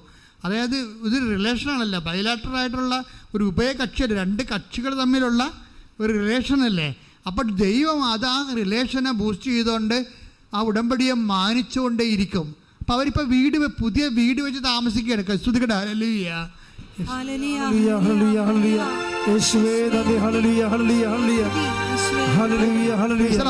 ഇനി വീട് വെക്കാമെന്ന വേറെ രസമുണ്ട്. ഇതിൻ്റെ ഇടയ്ക്ക് പുഷ്പ പറയവേ, കർത്താവേ എനിക്കറിയാം നീയാണ് എനിക്ക് വീട് തന്നതെന്ന് എനിക്കറിയാം, പക്ഷേ എനിക്ക് അത് കേൾക്കാൻ ഭയങ്കര സന്തോഷമാണ്. നീയാണെന്നുള്ളത് എനിക്കൊരു അടയാളം തരാൻ പറയും. ആൾക്കാർ കമ്മ്യൂണിക്കേറ്റ് ചെയ്യുന്ന രീതിയല്ല. നമ്മുടെ വിഷയം എന്താണ്? കവനൻ്റ് അതിൻ്റെ കമ്മ്യൂണിക്കേഷൻ. അപ്പോൾ എന്നിട്ട് കർത്താവിനോട് പറയും, നീയാണ് ഇപ്പോഴേ ഈ 5 ലക്ഷം രൂപ അങ്ങനെ കൊണ്ട് തടിയിച്ചതെന്ന് എനിക്കറിയാം, അതിനെനിക്കൊരു അടയാളം തരാൻ പറയും, നീയാണ് ഉള്ളതെന്ന്. ഉടനെ ഒരു വീട് പണിയാനുള്ള ആൾക്കാരെ വിളിച്ചുകൊണ്ട് വരുമ്പോൾ വീട് പണിയാൻ തുടങ്ങുമ്പോൾ അവരിങ്ങനെ മരപ്പണി തുടങ്ങാൻ നേരത്തെ സാധനം ചീട് തെറപ്പിക്കുന്ന പരിപാടി ഉണ്ടല്ലോ. അപ്പോൾ അതങ്ങനെ ആ വർക്ക് ചെയ്യാൻ വേണ്ട സമയത്ത് വരുമ്പോൾ ഈ പണിക്കൻ പറയും, ഒരു നിമിഷം ഞാനൊരു വിശ്വാസ പ്രമാണം ചെയ്യാൻ ആണ് ആഗ്രഹിക്കുന്നത്, ഞാൻ വിശ്വാസ പ്രമാണം ചെല്ലട്ടെന്ന് ചോദിക്കും. അപ്പോൾ അതൊക്കെ പഠിക്കാൻ ക്രിസ്ത്യാനി അല്ല. അതാണ് വിഷയം. വിളിച്ച ആളറി ഈ വിശ്വാസ പ്രമാണം ചെല്ലട്ടെന്ന് ചോദിക്കുന്ന ആളാരാണ്? Is not a Christian. അതൊരു അടയാളമാണ്.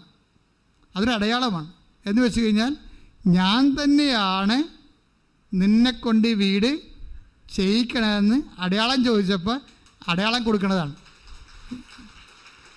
അപ്പോൾ ദൈവത്തിൻ്റെ ഒക്കെ ഒരു രീതി എന്ന് അതായത് ഇപ്പോൾ ഈ ദൈവത്തെക്കുറിച്ചൊക്കെ ചില ആൾക്കാർ സംസാരിക്കണില്ലേ, ദൈവം ഇല്ല എന്നൊക്കെ പറയും. അവർ ശരിക്കും പറഞ്ഞാൽ അത് ബൈബിൾ വരെ പറയണ വിഡ്ഢിയാന്മാരെന്നാ. എന്താ കാര്യം? അവർക്ക് പ്രാർത്ഥിച്ച അനുഭവമില്ലല്ലോ. അതായത് പ്രാർത്ഥിച്ചും ദൈവത്തോട് ഇടപെട്ടു അനുഭവമുള്ളവർക്ക് ആയിരക്കണക്കിന് അനുഭവങ്ങളാണ് ഉള്ളത്. അവർ ദൈവത്തിന് വേണ്ടി ജീവിക്കാനും മരിക്കാനും തയ്യാറാണ്. അപ്പം അത് എന്താ ഞാൻ പറഞ്ഞതിൻ്റെ അർത്ഥം എന്ന് വെച്ച് കഴിഞ്ഞാൽ അതായത് ഈ ഒരു ജീവിതം ഉടമ്പടി വഴി ദൈവത്തിൻ്റെ കൂടെയുള്ള ഉഭയകക്ഷിയായിട്ടുള്ള ഒരു ജീവിതം, അത് ഒരു വിഷയത്തിൽ നിങ്ങൾ ഉറപ്പിച്ച് നിർത്തരുത്, വ്യക്തിയിലാണ് ഉറപ്പിച്ച് നിർത്തേണ്ടത്. പിടികിട്ടിയ നിങ്ങളത്തെ വിഷയം, ഒരു ജോലി, അല്ലെങ്കിൽ നിങ്ങളുടെ വിദേശ യാത്ര, അല്ലെങ്കിൽ നിങ്ങളുടെ വിവാഹം, അപ്പം അത് കഴിയുമ്പോൾ നിങ്ങൾ ഉഴപ്പും. പക്ഷെ അതല്ല ഉടമ്പടി. ഉടമ്പടി എന്ന് പറയുന്നത് വ്യക്തിയെയാണ് നിങ്ങൾ ഉറപ്പിച്ച് നിർത്തേണ്ടത്. കാര്യം ഞാനൊരു വ്യക്തി, ദൈവം ഒരു വ്യക്തി. അതൊരു ടെമ്പററി ആയിട്ടുള്ള അറേഞ്ച്മെൻ്റ് അല്ല, നിത്യത വരെ എത്തുന്ന ഒരു ബന്ധമാണ്. പ്രാർത്ഥിക്കുക, കർത്താവായ ദൈവമേ എൻ്റെ ജീവിതത്തിലെ നിത്യത വരെ എത്തുന്ന വലിയ സ്നേഹബന്ധമായ ഉടമ്പടി ജീവിക്കാൻ അവസരം തന്നതിന് നന്ദി പറയുന്ന, ഉടമ്പടിയിൽ വളരുവാൻ എന്നെ സഹായിക്കണമേ. ശ്രദ്ധിക്കട്ടെ, ഹല്ലേലൂയ.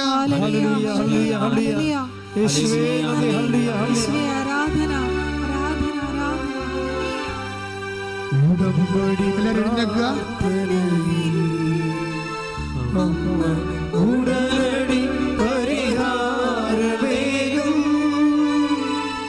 ഉടമ്പടി പ്രാർത്ഥനയിൽ അമ്മ ഉടനടി പരിഹാരവേഗം അവൻ പറയുന്നത് ചെയ്തിടുകേ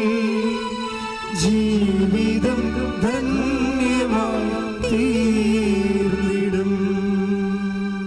Praise the Lord. Praise the Lord. എൻ്റെ പ്രിയപ്പെട്ടവരെ, രോഗസൗഖ്യ പ്രാർത്ഥനയിലേക്ക് നമ്മൾ പ്രവേശിക്കുകയാണ്.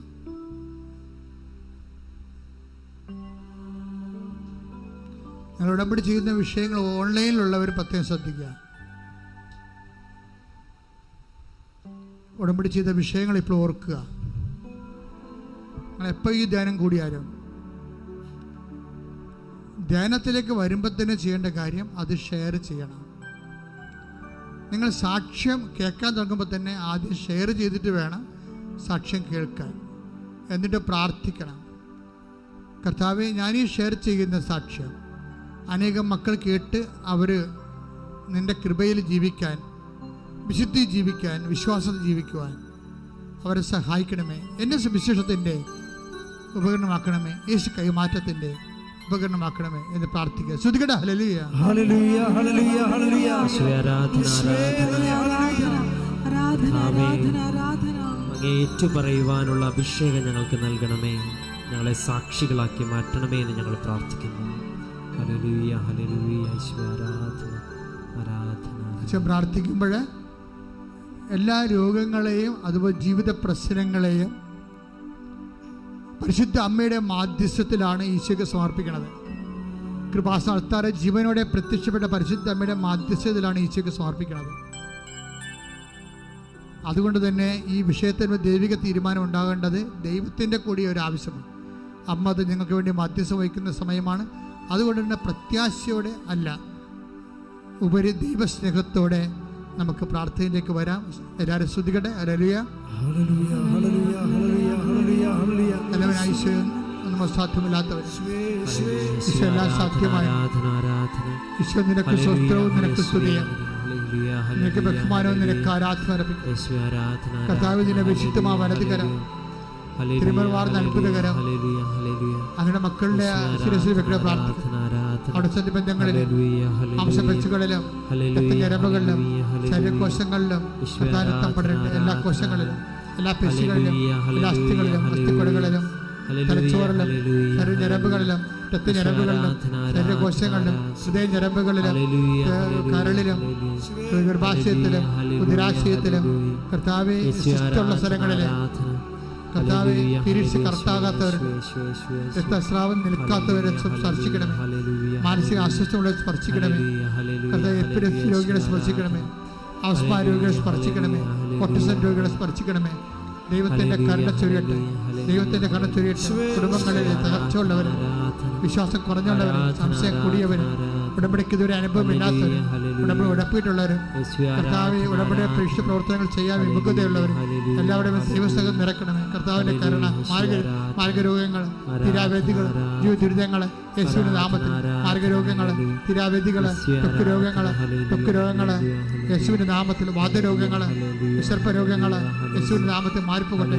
കർത്താവേ, നിന്റെ വിശുദ്ധമായ രക്തത്താൽ ഉച്ച മുതലേ ഉള്ളംകാല് വരെ എല്ലാ പേശികളിലും, ഞരമ്പുകളിലും, കോശങ്ങളിലും, നട്ടലുകളിലും, തെറിച്ചുപോയ, തെന്നിപ്പോയ കശേരികളിലും, കരളിലും കർത്താവിൻ്റെ രക്തം പടരട്ടെ. അരവിച്ച കോശങ്ങൾ, മുഴയുള്ള കോശങ്ങൾ, ശിസ്തുള്ള കോശങ്ങൾ, കർത്താവ് മുന്തിരിക്കൊലമുള്ള അസുഖങ്ങൾ, കുടലിൻ്റെ അസുഖങ്ങൾ, തൈറോയ്ഡ് രോഗികൾ, ഷുഗർ രോഗികൾ, കൊളസ്ട്രോൾ രോഗികൾ, തൈറോയ്ഡ് രോഗികൾ, എപ്പിലെപ്സി രോഗികൾ, കർത്താവ് ഓട്ടിസം രോഗികൾ അങ്ങ് സ്പർശിക്കണമേ. ദൈവത്തിൻ്റെ കരുണ, ദൈവത്തിൻ്റെ ശക്തി, കൈവെക്കാൻ പറ്റാത്തവർ, അത് നടക്കാൻ പറ്റാത്ത കുഞ്ഞുങ്ങൾ, ഗർഭത്തിൽ കുഴപ്പമുള്ള കുഞ്ഞുങ്ങൾ,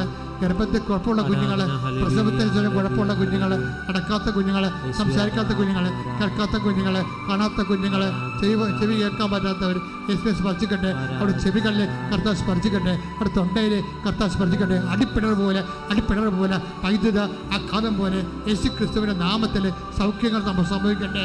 അടിപ്പിണർ പോലെ പൈതാക്കാലം പോലെ പിതാവിൻ്റെ മധ്യസ്ഥതയിൽ, പിതാവിൻ്റെ നാമത്തിൽ, യേശു ക്രിസ്തുവിൻ്റെ മധ്യസ്ഥതയിൽ, യേശുവിൻ്റെ നാമത്തിൽ അടയാളങ്ങൾ സംഭവിക്കട്ടെ, അത്ഭുതങ്ങൾ സംഭവിക്കട്ടെ, അത്ഭുതങ്ങൾ സംഭവിക്കട്ടെ. മാർഗ രോഗങ്ങൾ, തീരാവേദികൾ, ഈ ദുരിതങ്ങൾ മാറിപ്പോകട്ടെ. പല്ലിലെ വേദന, തൊണ്ടയുടെ അസുഖങ്ങൾ, ശ്വാസകോശ രോഗങ്ങൾ, ഗർഭാശയ രോഗങ്ങൾ, മക്കളില്ലാത്തവർ കർത്താവ് സ്പർശിക്കട്ടെ, ഉരന്തരത്തെ സ്പർശിക്കട്ടെ. വിവാഹം ഒത്തുവരാത്തവർ, ജോലി ഇല്ലാത്തവർ, ജോലിക്ക് പോകാൻ പോയിട്ട് കഷ്ടപ്പെടുന്നവര്, നഷ്ടം തിരിയുന്നവര്, തിരിച്ചു പോകാൻ പറ്റാത്തവര് എല്ലാവരും സ്പർശിക്കണമേ. ദൈവത്തിന്റെ കരുണ, ദൈവത്തിന്റെ അഭിഷേകം എല്ലാവർക്കും ലഭിക്കട്ടെ. യേശുവിന്റെ നാമത്തിൽ മാർഗരോഗങ്ങള്, തീരാ ദുരിതങ്ങള്, ജീവിത തടസ്സങ്ങള് യേശുവിന്റെ നാമത്തിൽ മാറിപ്പോകട്ടെ. ശ്രുതിക്കട്ടെ. ഹല്ലേലൂയ, ഹല്ലേലൂയ. യേശുവേ നന്ദി. ഹല്ലേലൂയ, ഹല്ലേലൂയ, ഹല്ലേലൂയ, ഹല്ലേലൂയ, ഹല്ലേലൂയ. യേശുവേ സ്തുതി. ഹല്ലേലൂയ, ഹല്ലേലൂയ, ഹല്ലേലൂയ, ഹല്ലേലൂയ, ഹല്ലേലൂയ.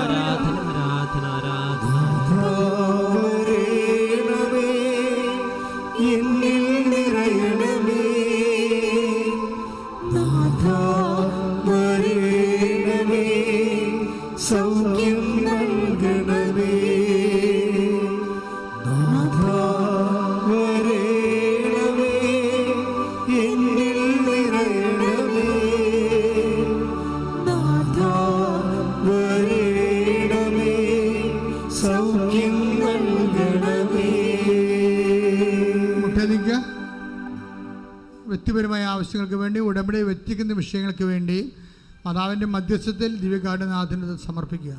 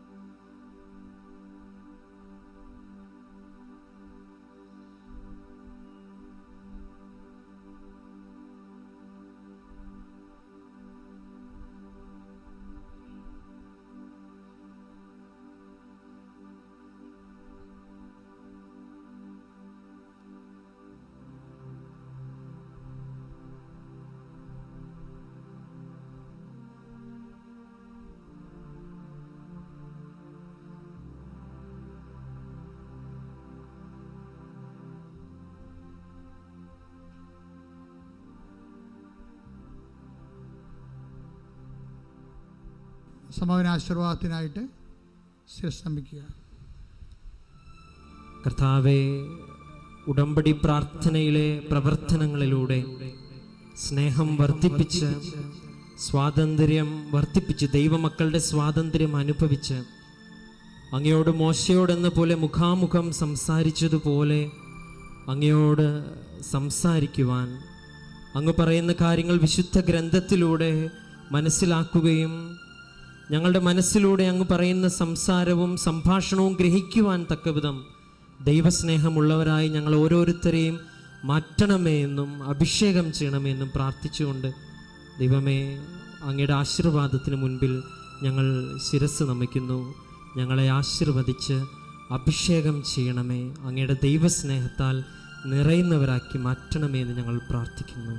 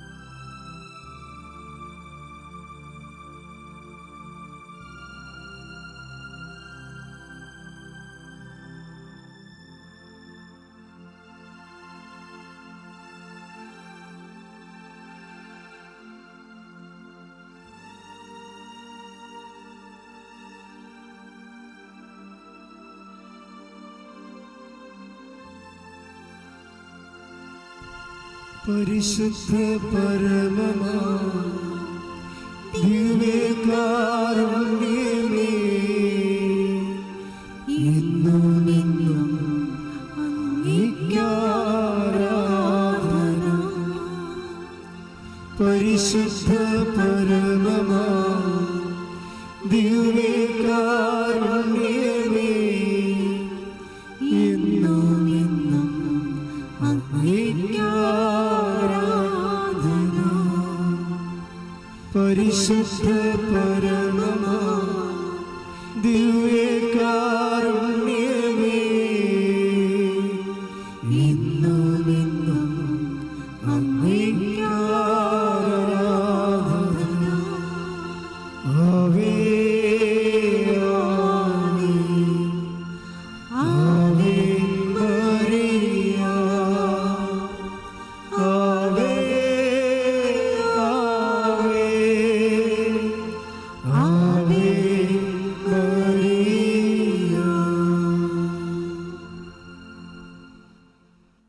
ഈ ഉടമ്പടി ധ്യാനം വീണ്ടും കൂടിയിട്ട് നിങ്ങളത് ഷെയർ ചെയ്യണമെന്ന് പ്രത്യേകം ഓർപ്പിക്കുന്നു. രണ്ടാമത്തെ അറിയിപ്പ്, ഉടമ്പെടുത്തവർ അവരുടെ ദേശത്ത് ഉടമ്പടി കൂട്ടായ്മ രൂപീകരിച്ചുകൊണ്ട് അഖണ്ഡ ജപമാല മധ്യസ്ഥ പ്രാർത്ഥനയുടെ ചൊല്ലി ഉടമ്പടി ചൈതന്യത്തിൽ നിലനിന്ന് പോകാനും സുവിശേഷവരെ ഒരുമിച്ച് ചെയ്യാനുള്ള സംവിധാനം പ്രയോജനപ്പെടുത്തണം. അതിന് അഖണ്ഡ ജപമാല ഇവിടെ നൽകുന്നതായിരിക്കും. മൂന്നാമത്തെ അറിയിപ്പ്, ഇപ്പോഴത്തെ കുർബാനയുടെ ക്രമം അനുസരിച്ചുകൊണ്ട് രാവിലെ 7:30 മണിക്കാണ് കുർബാന. 7:30 മണിക്ക്, ഞായറാഴ്ചയും 7:30 മണിക്കാണ് കുർബാന.